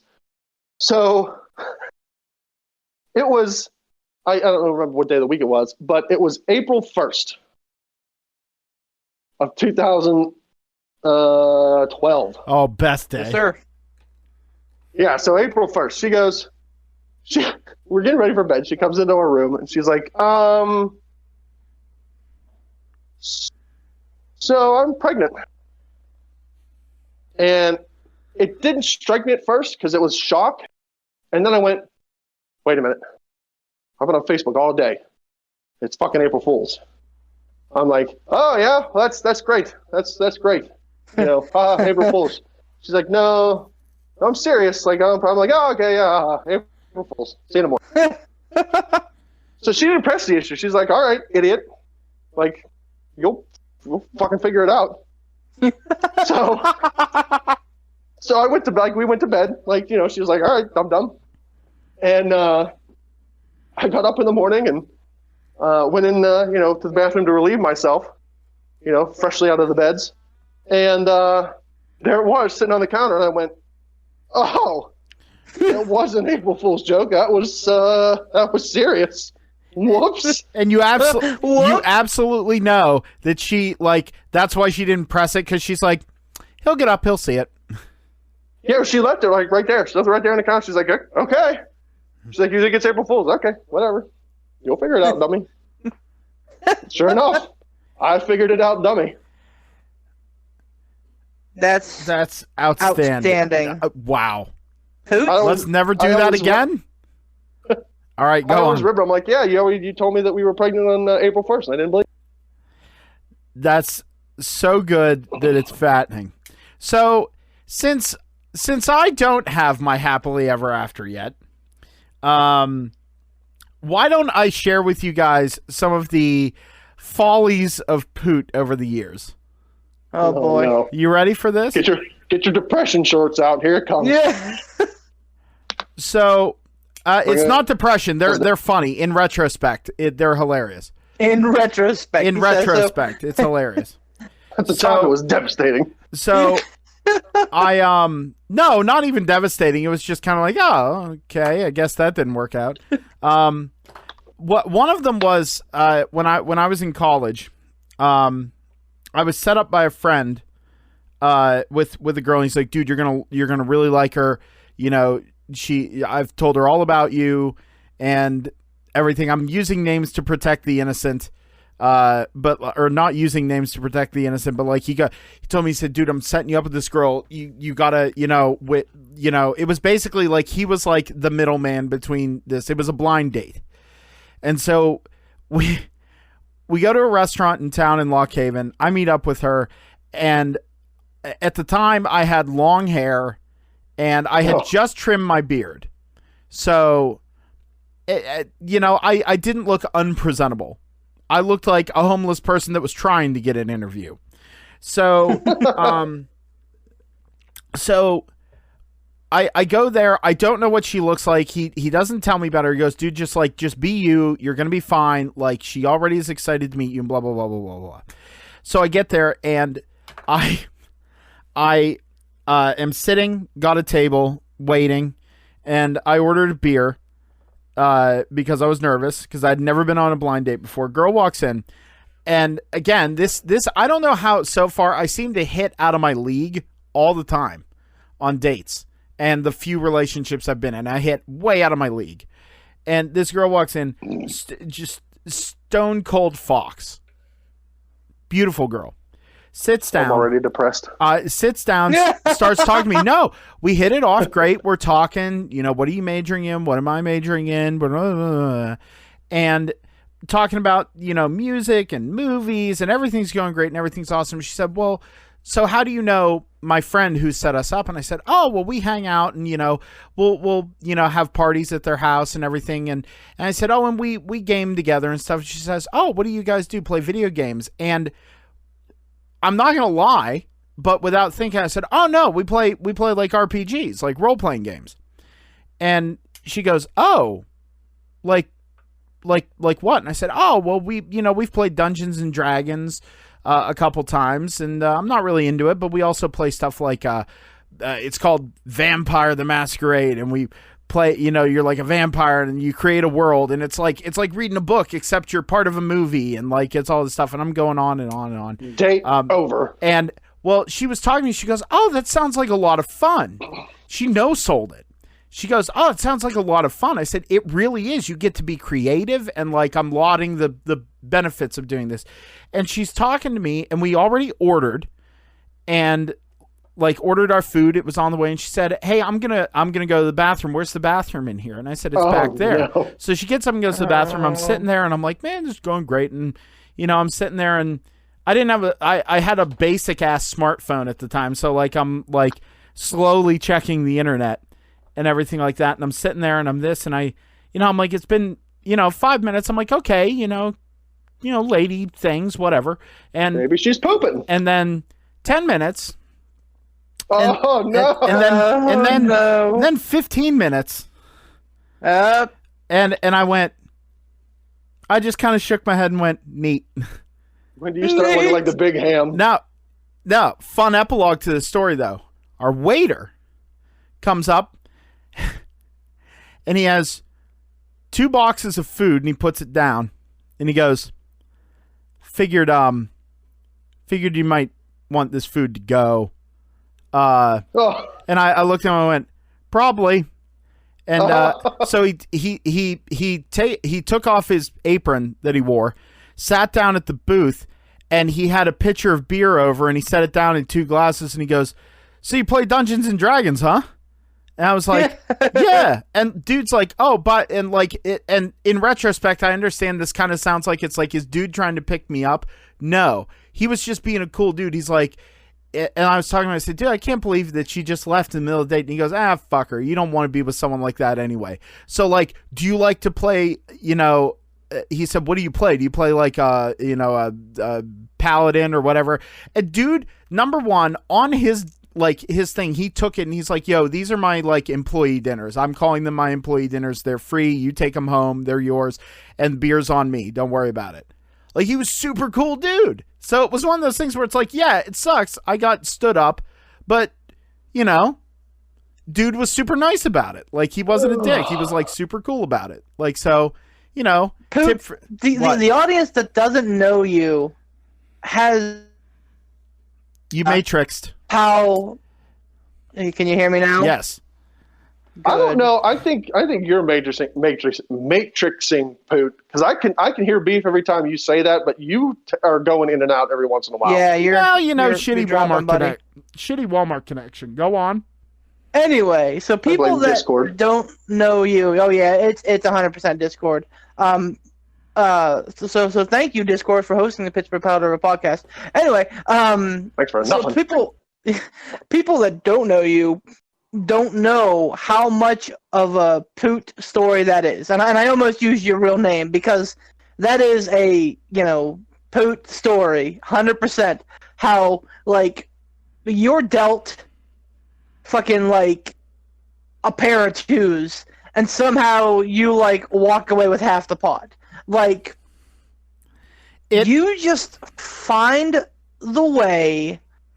And I think part of it is your plucky attitude, because it is very hard to get you down. I have been trying for damn close to 30 years. No, it's when you're not around me that I'm down, cowboy. Oh, thanks, Poot. That's the thing. I'm showing you behind the curtain here. You go on.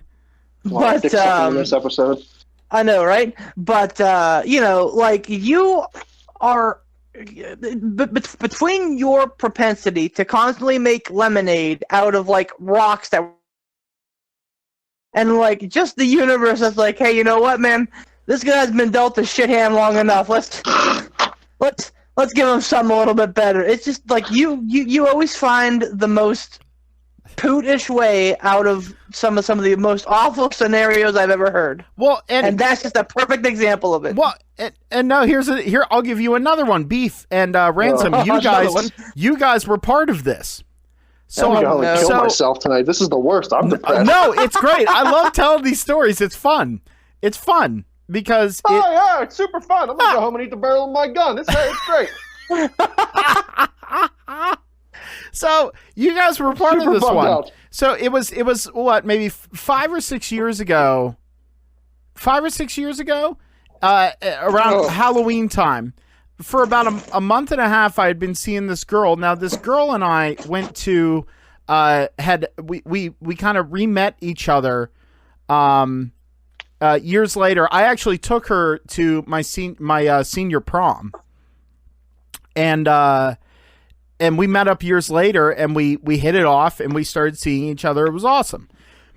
And everything was going great. Now, Beef knows me. I'm very extroverted. I like people. I like meeting new people. I like talking to people. I enjoy it quite a bit. The girl I was seeing was very introverted. Very, very introverted. Unless you put 2 or 3 Captain and Cokes in her, then she was everybody's friend. But, like, she was very introverted, did not want to meet people, didn't want to go to public places, like wanted to just be alone and be a hermit. And that was cool. I was like, that's cool, whatever. So we're seeing each other, and then she would occasionally get distant, but it was just her dealing with stuff, and I understood. Well, this was like the week and a half before Halloween, and I hadn't heard from her. And I was starting to get worried.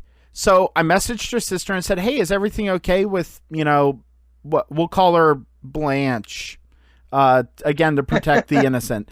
I said, is everything okay with Blanche? She goes, yeah, Blanche is fine. Why? I mean, she hasn't seemed any different. I said, well, okay, she hasn't gotten back to me. And she said, okay, I'll talk to her.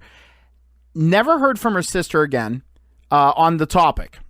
Her sister and I were friends to begin with.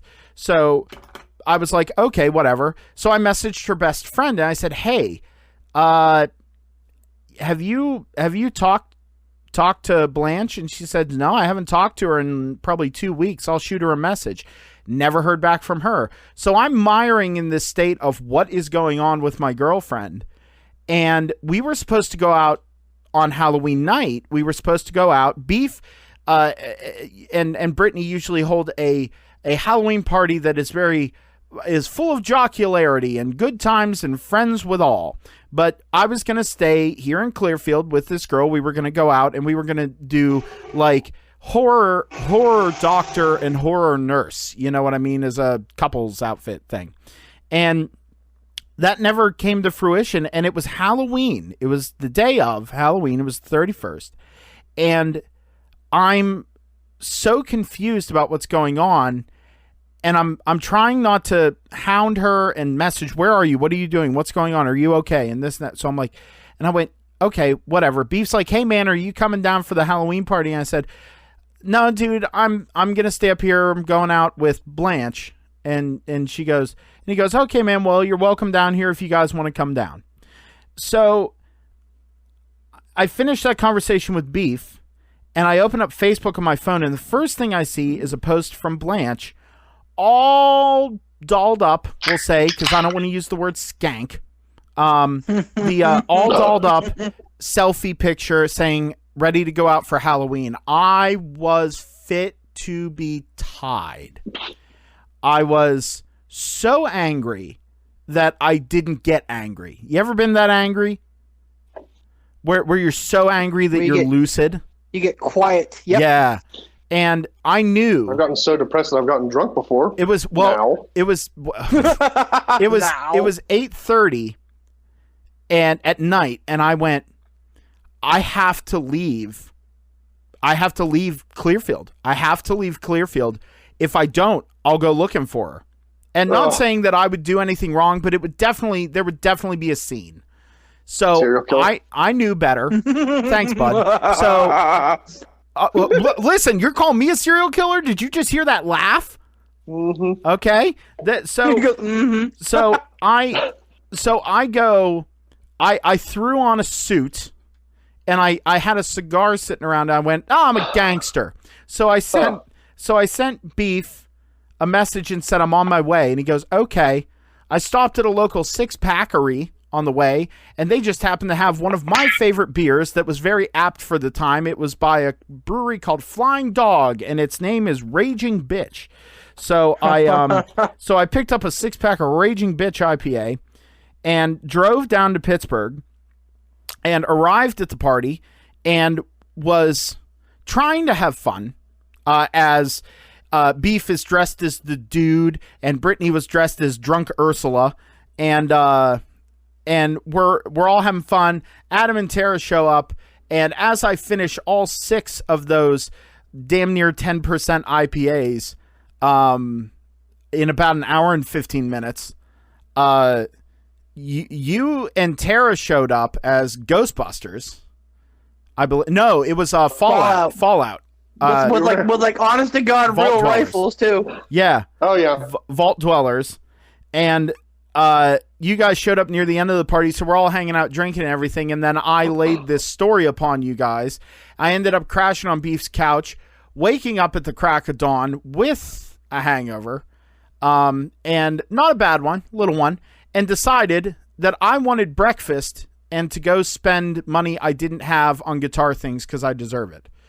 All the while mulling over how I'm going to deal with this situation when I go home.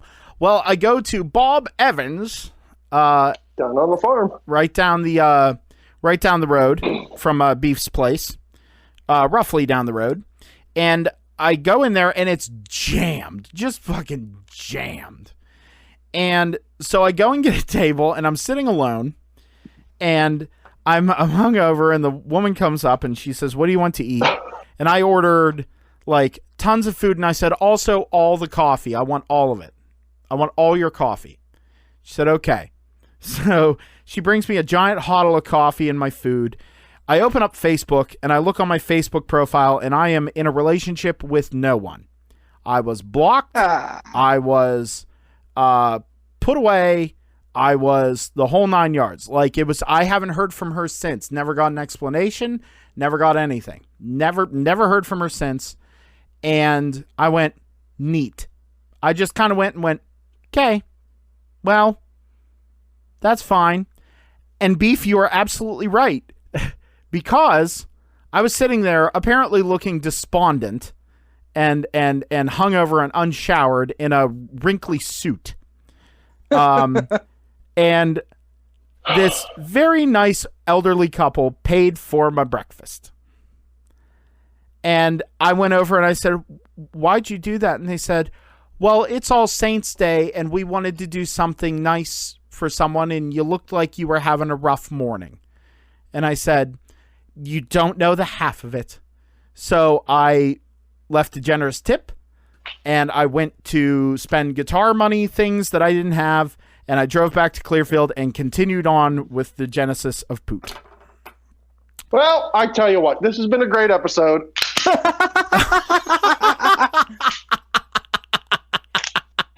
I'm out.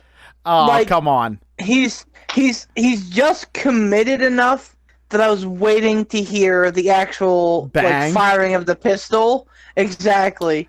Like and I think that we're like in that stage of like the weird apocalypse that we're in, where that might be acceptable, where people probably wouldn't go, well, that was weird.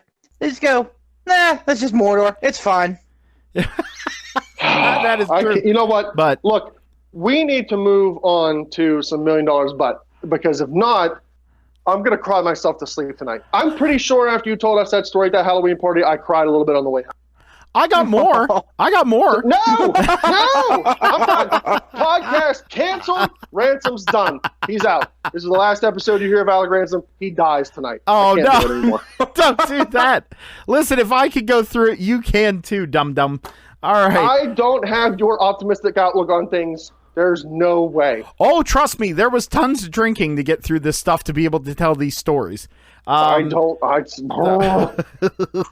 why Poot can drink a handle of vodka by himself. That is true. Also, Beef and Brittany tried to set me up with a girl, and subsequently we had a global pandemic. So there you go. That's another one. But anyway, $1 million but Ransom. You always have a good one to start out with. Let's go for it. Okay, would you rather have $1 million but would you rather have the life of $1 Poot? Wait, what? $1 million, but you have to live the life of Poot. God, well, I mean, I'm doing it, so I'll take $1 million but $1 million but every one day a week you have to listen to Poot's fucking relationship stories till the day you die. And believe you me, he's got enough of them. Oh, I got tons. Is not enough to cover therapy that I'll need to go through. I have to listen to that once a week. I can't do it. I can't. I don't know that I can recover. $1 million, but let's see. Yeah.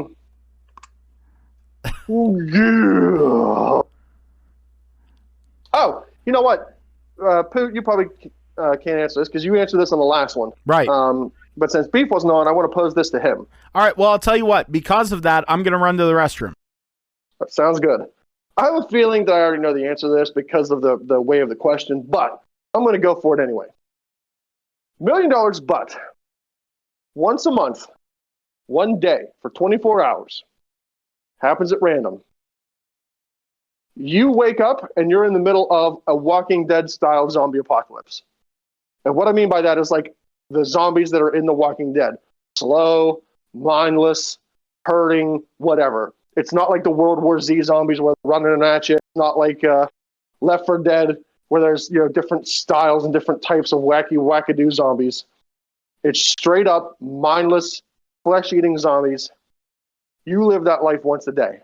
Now, at the end of that day, regardless of what happens, you wake up the next day, life is normal.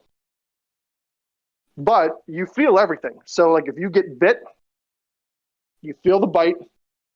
You feel the symptoms start to come on. If you get flat out the whole way eaten, like you're dead, but you're dead for that day. So the next day you wake up completely back to normal. Now, you might say, oh, hell, that's fun. That could be an adventure. That'd be great. It's just one day. I wake up the next day and it's fine. But there's a mental aspect of it because you may wake up next to your wife and you're both in it together. You may wake up and you go out into the living room of your apartment and there's zombie Brittany. Or you may wake up one day and you and Brittany are going through it and you have to watch her or a family member or a loved one get consumed by zombies. So there's a mental aspect of it, but nothing is permanent. Would you take that $1 million? Oh. So for me, well, I can't remember how I answered last time, but having posed that mental, question of it, if I was single, I'd say yes. Because, I just wouldn't go anywhere near any of my loved ones that day. Mom or my dad or my sister or whatever got eaten or were already zombies. I wouldn't know. But, I got a wife and 2 kids. And I think that would be a mental mind fuck, even if it was just for a day. And the next day I wake up and everything's normal. I don't think I could watch them mentally go through it or have the potential of watching them go through it once a day for, one day for every month. Couldn't do it. See, I think the thing that would really end up boning me in the end is the lack of consistency. And here's why. If it's like once a week, you probably eventually either A, develop a callus to it, or B, like, learn to Groundhog Day that shit. Like, fucking, you know what the fuck you're doing. And I know it's not the same day and over and over again, but the same thing, you know, you start to better understand your conditions and how to get through them successfully. But since you're only dealing with it 12 times a year, and I'm presuming it's random because, you know, why would anything ever be convenient? Like, you don't, like, there's no way in prepared for that unless you're ever vigilant. And if you're ever vigilant, man, like, you'll be dead in 20 years. Like, you wouldn't even have time to enjoy the million because you'll be stressed out. You'll be dead. You'll be dead. So You'll be dead. I don't know, man. Like, that's gonna be a hard no because you're right. Like, sitting there and watching other people go through it.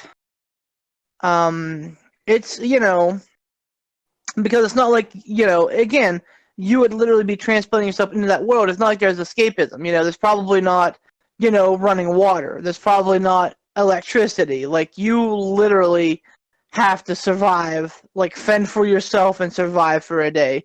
So yeah, like, you could wake up one day and it could be right at the beginning. You could still have running water, electricity, food in your house. You could wake up another time and you're 3 years into it, where your apartment's already been raided. You've got no food, no provisions.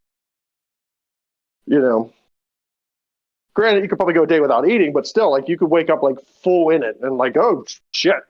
Yeah, and I mean, like, even like, without, like, the loved one piece, like, that's very jarring.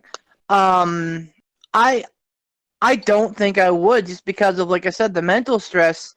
Like, you may not actually get, like, long-lasting damage physically because of it, but the mental stress would 100%, like, do you in within 10 to 20 years. So you're going hard no. Hard no. I think I was yes before, but that was before I thought about the mental aspect of it, and I think Poot was a yes. Oh, I was definite yes. Yeah, okay, all right. Oh, hell yeah. Well, I mean, you've heard fucking 2 of his stories, so, like, you understand why he's a hard yes. He's like, yeah, man, let's fucking grab life by the balls and see what she's got. Let's go, life. Yeah. Maybe I'll run into Zombie Blanche and I could, you know, offer on a rotten corpse. Fucking Blanche. Exactly. They'd be like, why'd you shoot? No, it's like, I just shoot her, and they do the thing where it's like, oh my god, you killed Zombie Blanche. She was a zombie? Flanders was a zombie? All right. Do you have one? Well, let's Poot has one. You think of yours while Poot asks his. Well, I have one. I have one, but it's not conventional, and it is wrestling related. All right, that's fine. So, either or. You can and will enjoy all of NXT, including takeovers, but you have to watch Raw or SmackDown, one of the two. Or you get AEW and all their awesome shows, but have to watch Impact. Ooh. Oh, my. Oh, that's tough. That's actually tough. I thought this was going to be easy. That's tough. So if I choose AEW, I don't get WWE at all. Right. Oh, NXT is off the board. Man, is this you can watch, or I'm bound to watch this? I have to watch it every week. So, interesting. To get your wrestling enjoyment, You know, let's say for the sake of argument that yes, you know, you're going to watch the weekly product, you're going to watch the pay-per-views. So like you either get to choose NXT and get the NXT weekly serial and the takeovers, or and watch, you know, SmackDown or Raw and their pay-per-views, or you get to watch Dynamite and their, you know, AEW's pay-per-views and are stuck with Impact as well. I absolutely know my answer to this, and it is NXT and at least one Raw or SmackDown. And here's why. Adam Cole, baby. Oh boy. It is no. It's like the nothing against AEW. This is a hard choice. While you were talking and you guys were posing the modifications to it, I was sitting here going, man, I really like AEW, and I'm middle of the road with Impact. I don't hate it. I don't love it. It's just like, all right. If you would have said Raw instead of Impact, then that would have been even harder of a choice for me because I like Raw. But I would have to go NXT and then have to watch either Raw or SmackDown because inherently you're going to get the big four. You're going to get WrestleMania, you're going to get the Rumble, you're going to get Survivor Series, you're going to get SummerSlam because that's a all brands on hand deal. NXT takeovers are a joy. They are an absolute joy. Even the ones that have been bad we've gone, it was okay. You know what I mean? We've never gone, wow, that was a stinker. It was terrible. It was dumb. It was bad. And I hate it. And rabble, internet rabble.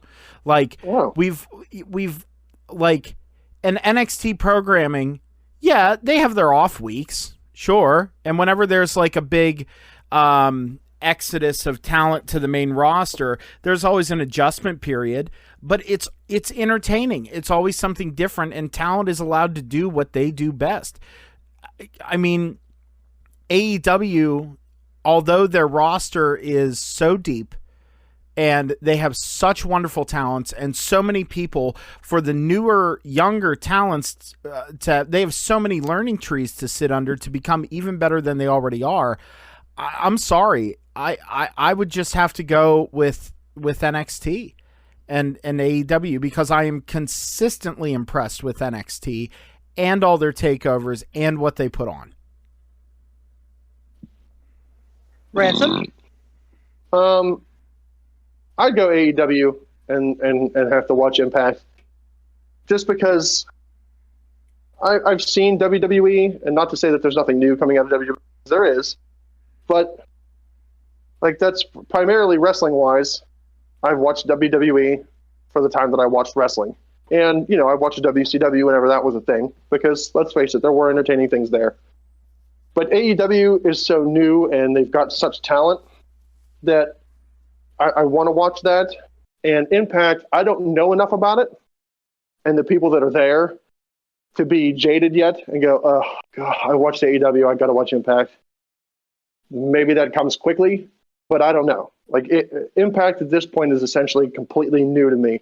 So it's been so long since I watched, I don't even know who's there. So maybe it would be entertaining just to be able to see completely new people, you know, I haven't seen before or haven't seen in a long time.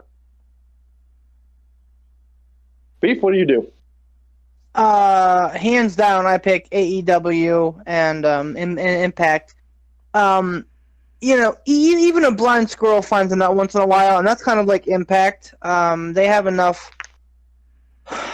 interesting stuff that I think it could outweigh the bad stuff if you really give it a chance.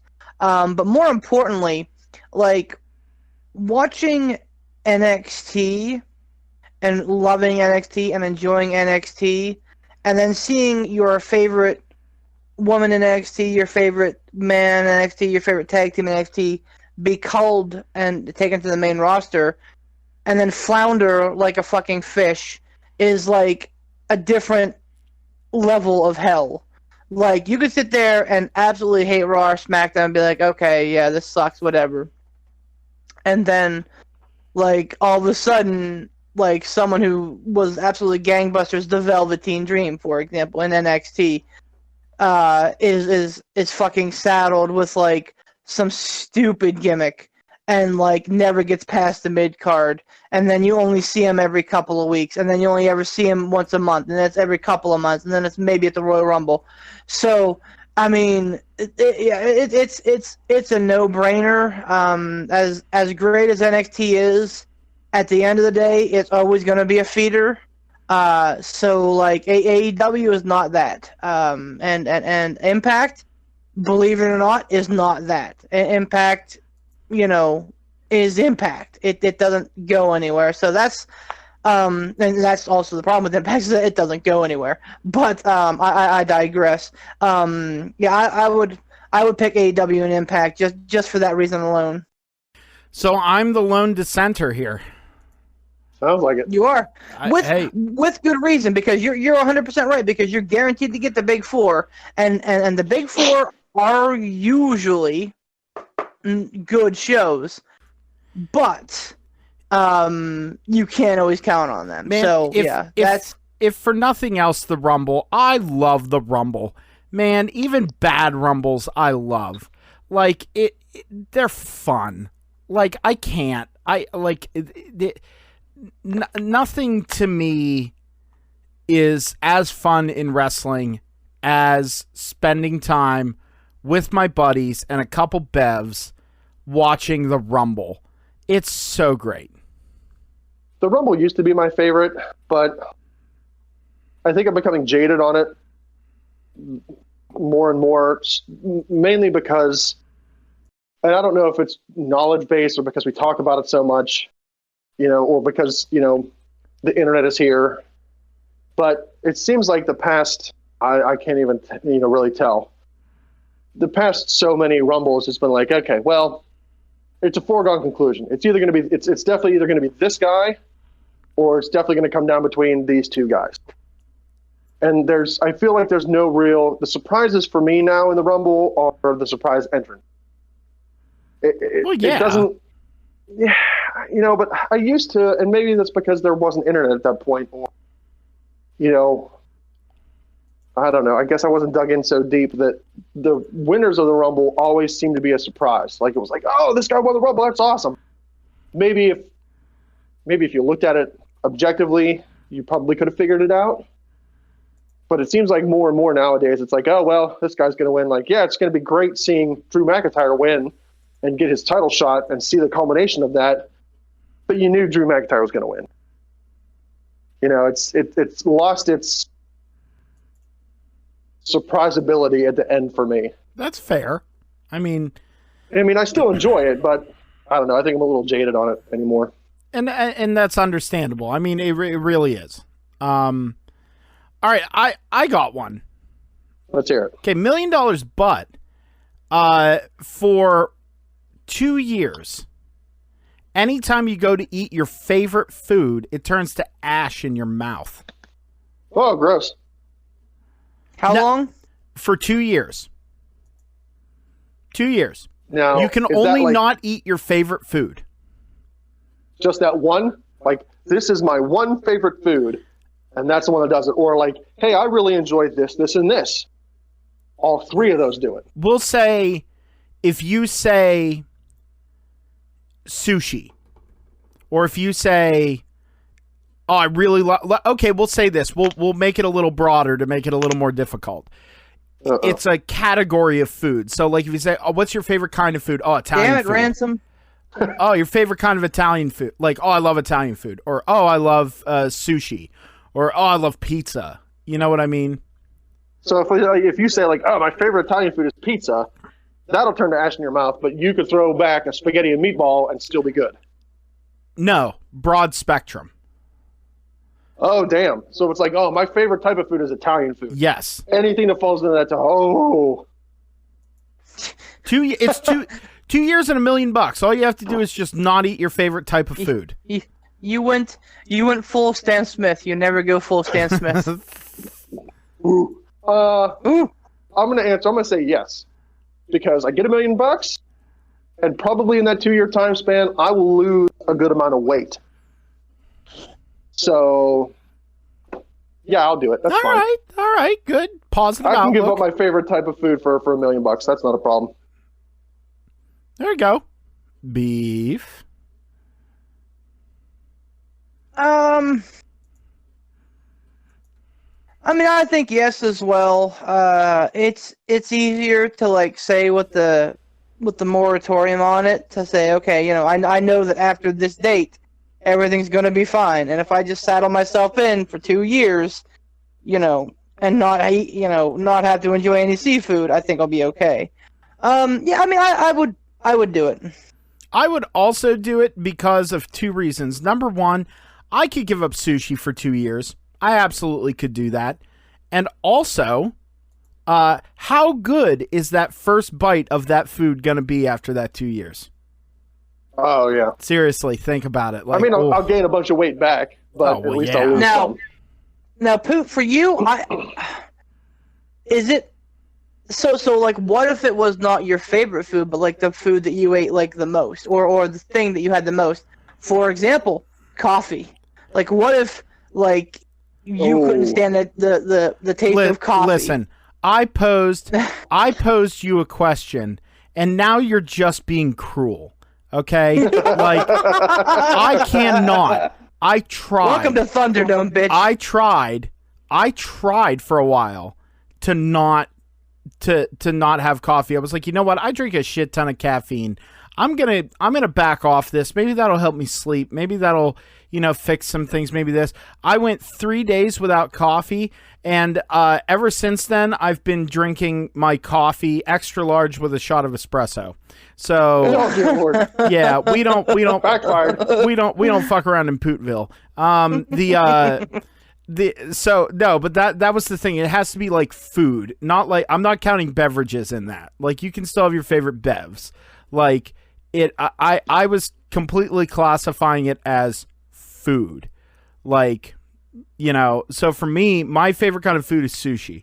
It just has become that. So like, if I couldn't eat sushi for 2 years, so be it, man. I still get things like wings and burgers and stuff like that. That's cool. All right, I got one for you too, schmucks. All right. $1 million, but the purge is real. Once a year for, what is it, 12 hours? 24, right? I thought it was 24. It's I 24. could be wrong. It's 24. I don't remember. It wasn't? Okay. Well, let's just say 24 for the sake of this example, it's 24. For this, $1 million, but the purge is real. Okay. It's the same day, same time, every year. It's not a surprise. You know it's coming. So instantly you get that $1 million, but wham, the purge is real. Now, the caveat to that is for each subsequent year, once the purge ends, you get another $1 million. Ooh. But unlike the zombie question, this is your life now. This sticks. Your mother, father, wife, child, whatever gets blasted, you get blasted, permanent effect. Like, this is the world you now live in. But for every subsequent purge that you survive, the next day you get up, or as soon as that purge ends, whammo, $1 million in your account. Oh, this isn't even a question. You're all over it. Oh, absolutely. You get $1 million a year? Fuck. Like, the first year, all you have to do is run. Like, you just gotta run. Well, I understand. you know, I understand it's the entire world or the entire country or whatever it is, and everyone's out to get everyone else, and it's the cream rises to the top, Gene. Like, it's one of those things. I get it, but like the first year, all you have to do is run and hide. After that, you have $1 million. You can slowly fortify your fucking house into a nightmare castle where anyone who tries to get into it is subsequently burned, beheaded, or ruined in the process. And you're completely safe. I don't need that. To make it better for you, Poot, that first year, like when you decide $1 million but, and your answer is yes, that first year you instantly get that $1 million. You don't have to wait till after the first purge is over. Oh. It's like, hey, do you want to live in this world? $1 million, but yes, I do want to live in this world. Boom! Instantly get $1 million before the first purge hits. Sweet, yeah. It's like the man forgets the discussion that we were having 20 minutes ago. You know your luck, Poot, and you know, first of all, run and hide. Okay, Poot. Okay, Poot. Okay. Like, anyway. You listen, man. I understand that I have a lot of unfortunate Charlie Brown kicking the football luck, but what comes out the other side of that? What always happens? But you gotta get to the other side of it. That's the problem. I'll make it. I'll get there. Beef, I'm a fighter, bitch. Like, I'm still walking after 10 broken legs. You think, how many people do you know that can say they do that? That's a fair point. That is a fair point. On topic, for me, it's a hard no. I would 110% refuse because that's just way too great of a liability. And regardless of how good that you have yourself protected and you have your loved ones protected and your family and your friends, there's always going to be that liability there. And to make matters worse, you are going to be growing in, like, the target on your back is only going to increase every single year, because as you, like, get yourself an opulent fortified lair, people are going to be like, go ahead, finish your thought. People are going to be like, no, this motherfucker, he's eating high on the hog, we got to bring him down. No. See, that's the problem, the difference between you and me, Beef. You would go with a castle made of gold, hopes, and dreams, and I would get myself a reasonable house. I would live in a reasonable place. I would make sure that I am taken care of. Everything's taken care of. Decent place to live. Comfortable. Unassuming. That's the thing. I have met in my travels tons of people who are like, have like abject FU money, and you'd never know it. You'd never know it by how they dress, the car they drive, how they act, the people they hang out with. You'd never, ever know. Those people have been a glorious example of how one should conduct themselves whenever they have become successful, thus providing a blueprint of someone who would be able to survive those things because they would be wildly unassuming. That's the difference between you and me. I think of the angles. You think of the uh-ohs. You ain't wrong. There you go. See, I told you. When I tell you I have a plan, I have a plan. I'm a thinker, Beef. There's a brain in old Poot's head. Unless it comes to relationships, there's a brain in old Poot's head. What about you, Ransom? Where do you fall on Purge Night? Well, after seeing those movies, the warped, twisted part of my mind started going over scenarios.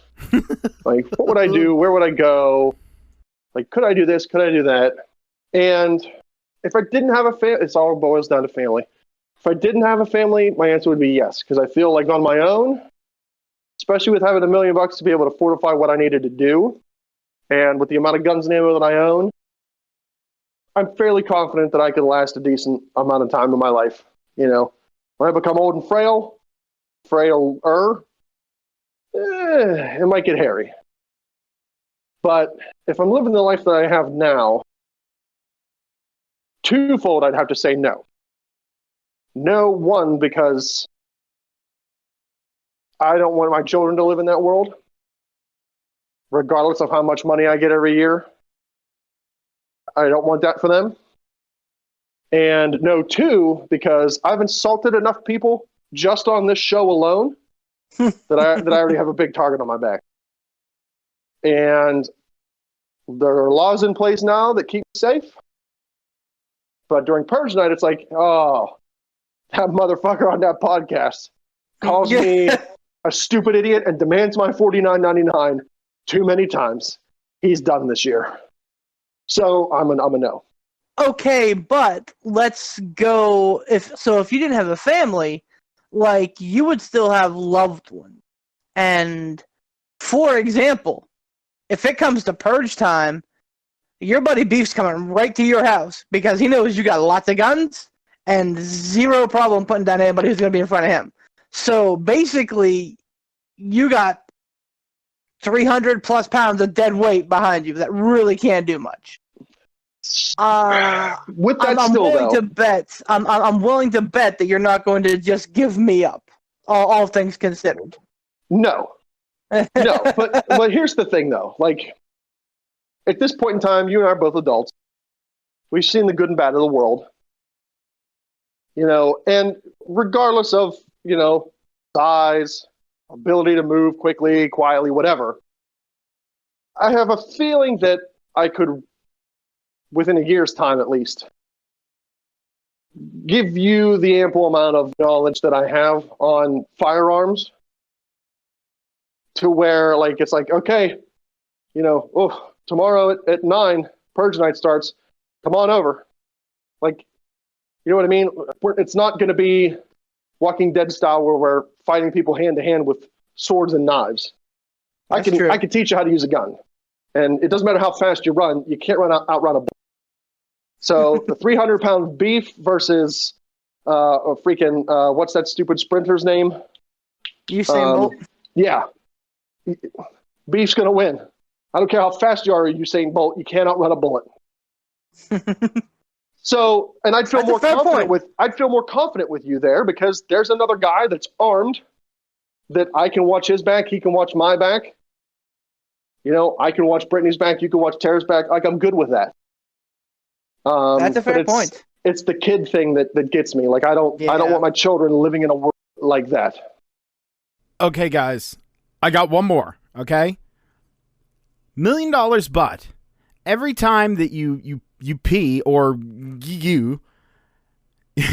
your dick has like an old guy smoker cough afterwards for 5 minutes, just 5 minutes. I'm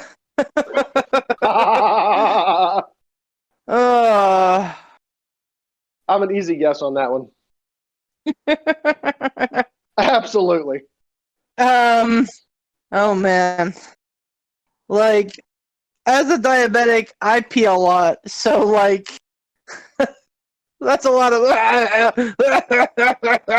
oh my gosh. Even still though, I mean, yeah, I probably would. I would, just because after every time that there were relations, I'd be able to say to Tara, "Oh, here comes Jerry." Hey, Jerry's here. Oh, that's outstanding. That's outstanding. Oh my God. For me, it would absolutely be a yes, for the comedic effect of when you put it away and you zip up, it would go from to the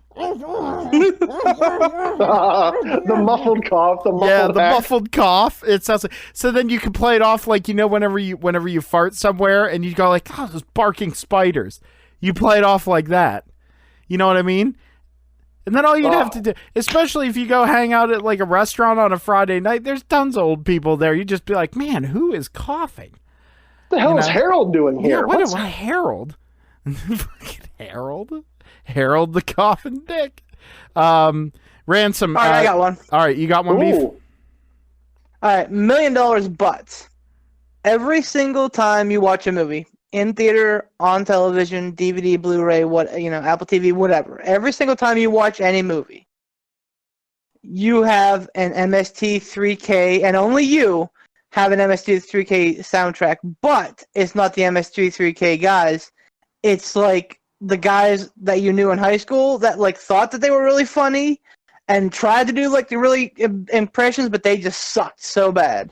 Every movie, the rest of your life. Oh, dude, no way. I wouldn't do it. I wouldn't want 3 Beefs fucking telling jokes the entire time. Wow. I'm kidding. Insult. Let me think on that. Let me ruminate on that. Ransom? I'm a no. Because that's one of my annoyances. Like, I can't. I need to be able to concentrate on what I'm watching. So, no. How did we ever become friends? I mean, the Poot's right. I am probably that guy. Like, especially, but if if I've seen the fucking movie before, man, I'm fucking like just fucking grinding up on the whole time. Yeah, but I don't think I can't remember ever going and seeing a movie with you and having that problem. That's true. Like in a theater, yes. The only problem you had with me was the Mountain Dew incident, but that notwithstanding, It just brought us closer. I would not, as has been documented. You do love your movies. I do love my movies, and like I have a very low tolerance for morons, so like that would get old real fucking quick. And like there's nobody that can like go and like pop. You can't go and punch somebody in the face. They're like fucking in your head, so like you have no one to punch but yourself. I would not know. Poot? I'm writing down an edit really quick I have to make in the episode. Son of a bitch. Okay.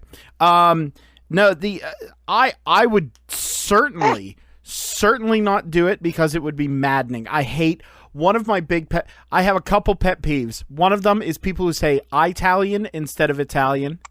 Oh, that's I do that all the time. I do it all the time just to fuck with you. It's not an Apple product. It's a bread. The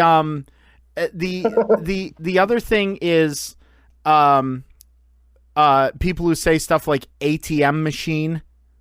Oh. Like there was a bank around here called CSB.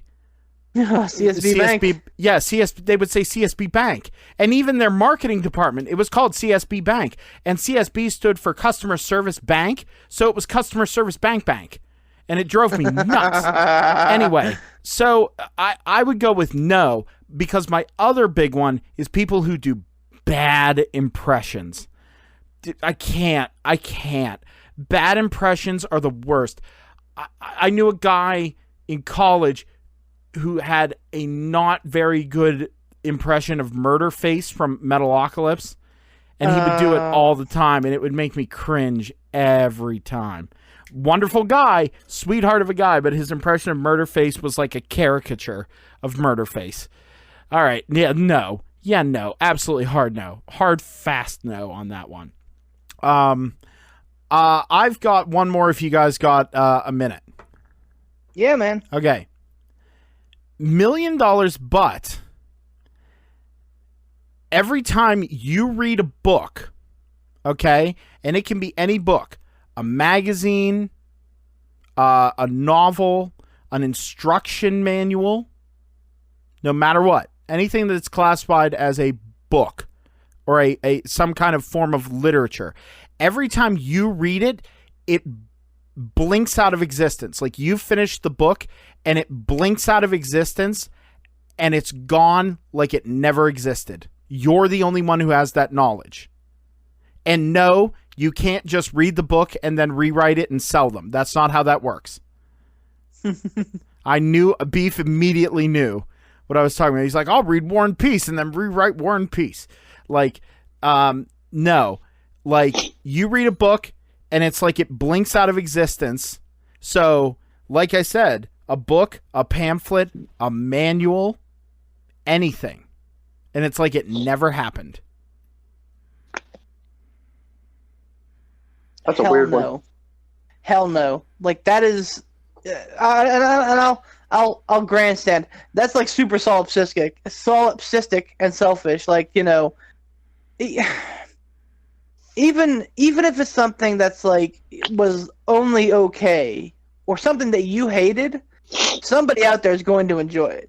So like to know that, yeah, I'm getting $1 million, but, and I mean, you know, think about things that are important. You know, fucking Sky Mall. You know, who doesn't fucking read Sky Mall? And like all of a sudden you've read Sky Mall and then nobody else in the world can read Sky Mall now. What the hell is everybody going to do on these fucking like 4-hour flights? Oh, gee, I don't know. iPads, movies, computers, talk to yeah, people. Okay. But yeah, that's an example. I don't. It's been a couple years since I've been on a flight, so you know. But much less things like instruction manuals, like very important instruction manuals. Although it would be a great jumping off point for being a supervillain, where you can start like just plucking instruction manuals off of the internet and just like taking away things that people absolutely need. Oh, that would be interesting. To make this more difficult for yes or no, you will have a photographic memory of it in your head. You can recall it like a bank. Oh.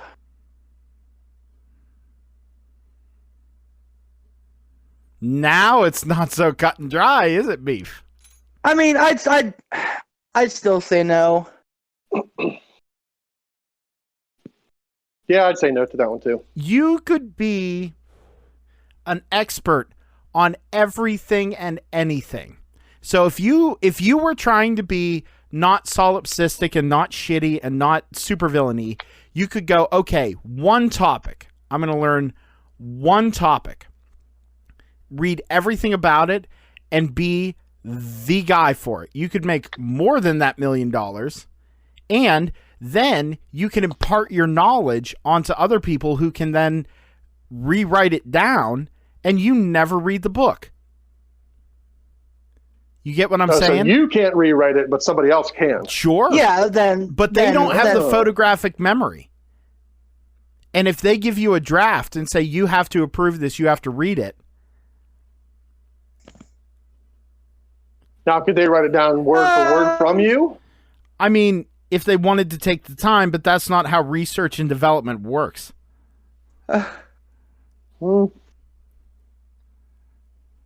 I'd still say no. I'd fuck it up somehow. Maybe I am a supervillain. Oh no! Ooh, the yes. Oh, absolutely. All right, I got two that I want to pose to you guys, and then I think I'll be out of them for the night. Yeah. All right. So first one is $1 million, but anytime you drive anywhere. You don't have to be driving. Anytime you ride in a car, drive a car, whatever. Car, airplane, any mode of transportation. Bus, doesn't matter. $1 million, but anytime you take any mode of transportation, the internal speakers are to max. And this, whatever mode of transportation has external speakers, and they're set to max. And it plays on repeat for the length of the trip, Barbie Girl. No. Fuck you, no. So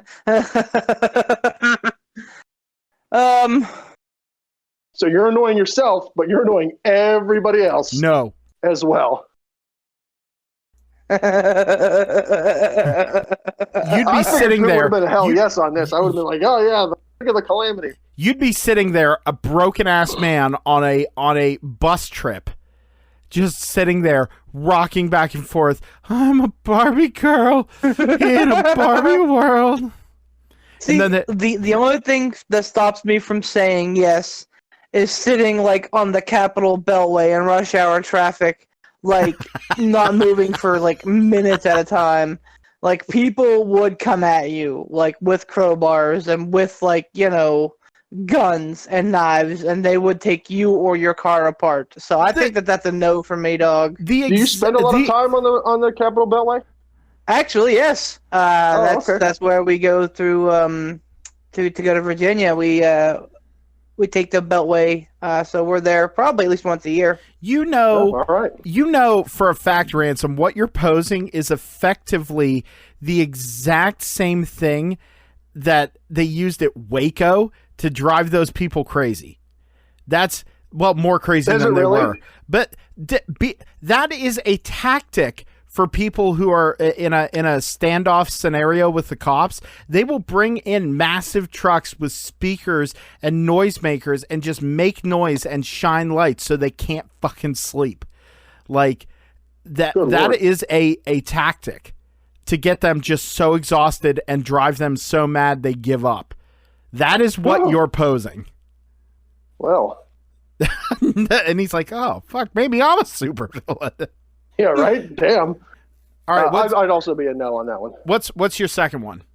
All right, last one that I have is $1 million, but any form of entertainment you watch, television program, movie, YouTube video, this doesn't incorporate video games because you play those.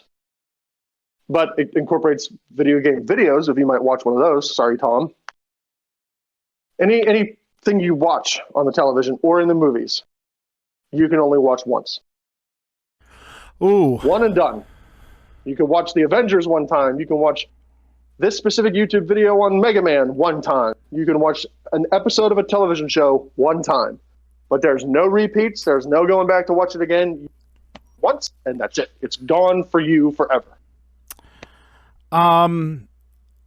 Part of me wants to say yes, because you would then pay undivided attention, and you would be more in the moment. And from an artist perspective, I appreciate that, because you would appreciate what's happening more. And the things that you don't like, i.e. the remake of The Wicker Man, you would never have to subject yourself to ever again. Like, it would be phenomenal. However, I'm going to say no, because there are a handful of movies and TV shows that I absolutely love to watch. And I love going back and watching Let's Plays that make me chuckle. So I'm going to go no on this one. Yeah, well documented. Beef enjoys his entertainment. Gonna be a no from me as well. It's the value. I mean, hell, look at what I do for fucking like Royal Rumble and WrestleMania season. I like binge those shows. So yeah, no, that's a hard no for me. Ransom? I'm a no as well, because I rewatch things religiously. Like I've watched The Office, the whole series. I don't know, 5 to 10 times. Watched it over and over again. Parks and Rec, watch it over again. Marvel movies, I watch those over and over again. So while it might force me to branch out and watch other things, because I wouldn't be able to go back and rewatch certain things, or I wouldn't be able to go back and rewatch anything, there's pros and cons, but I'm a rewatcher, and it drives Tara nuts because I'll rewatch so many things so many times. She's like, haven't you seen this enough? Oh, no, yeah. Man, that's my favorite game of, like, let's go to Ransom's. Like, I wonder what we're going to watch during dinner tonight. Is it going to be an old pay-per-view? Is it going to be The Office? Is it going to be, what the hell was that show with fucking Jeremy May and the fucking Top Gear? Yeah. What are we going to watch tonight? That's, and it's always quality. She doesn't know what she's missing. I'd be a no on that one, too. I couldn't not rewatch something. Oh, yeah, no. But, well, fellas, this has been a really fun episode, and I'll tell you what, I kind of like this being done at 10:30 thing. Kind of like it. It's kind of nice. Yeah. And but you know what? I think we're going to do this just because Ransom loves it so much. We're going to close this episode out with another Poot heartbreak story. So anyway, no.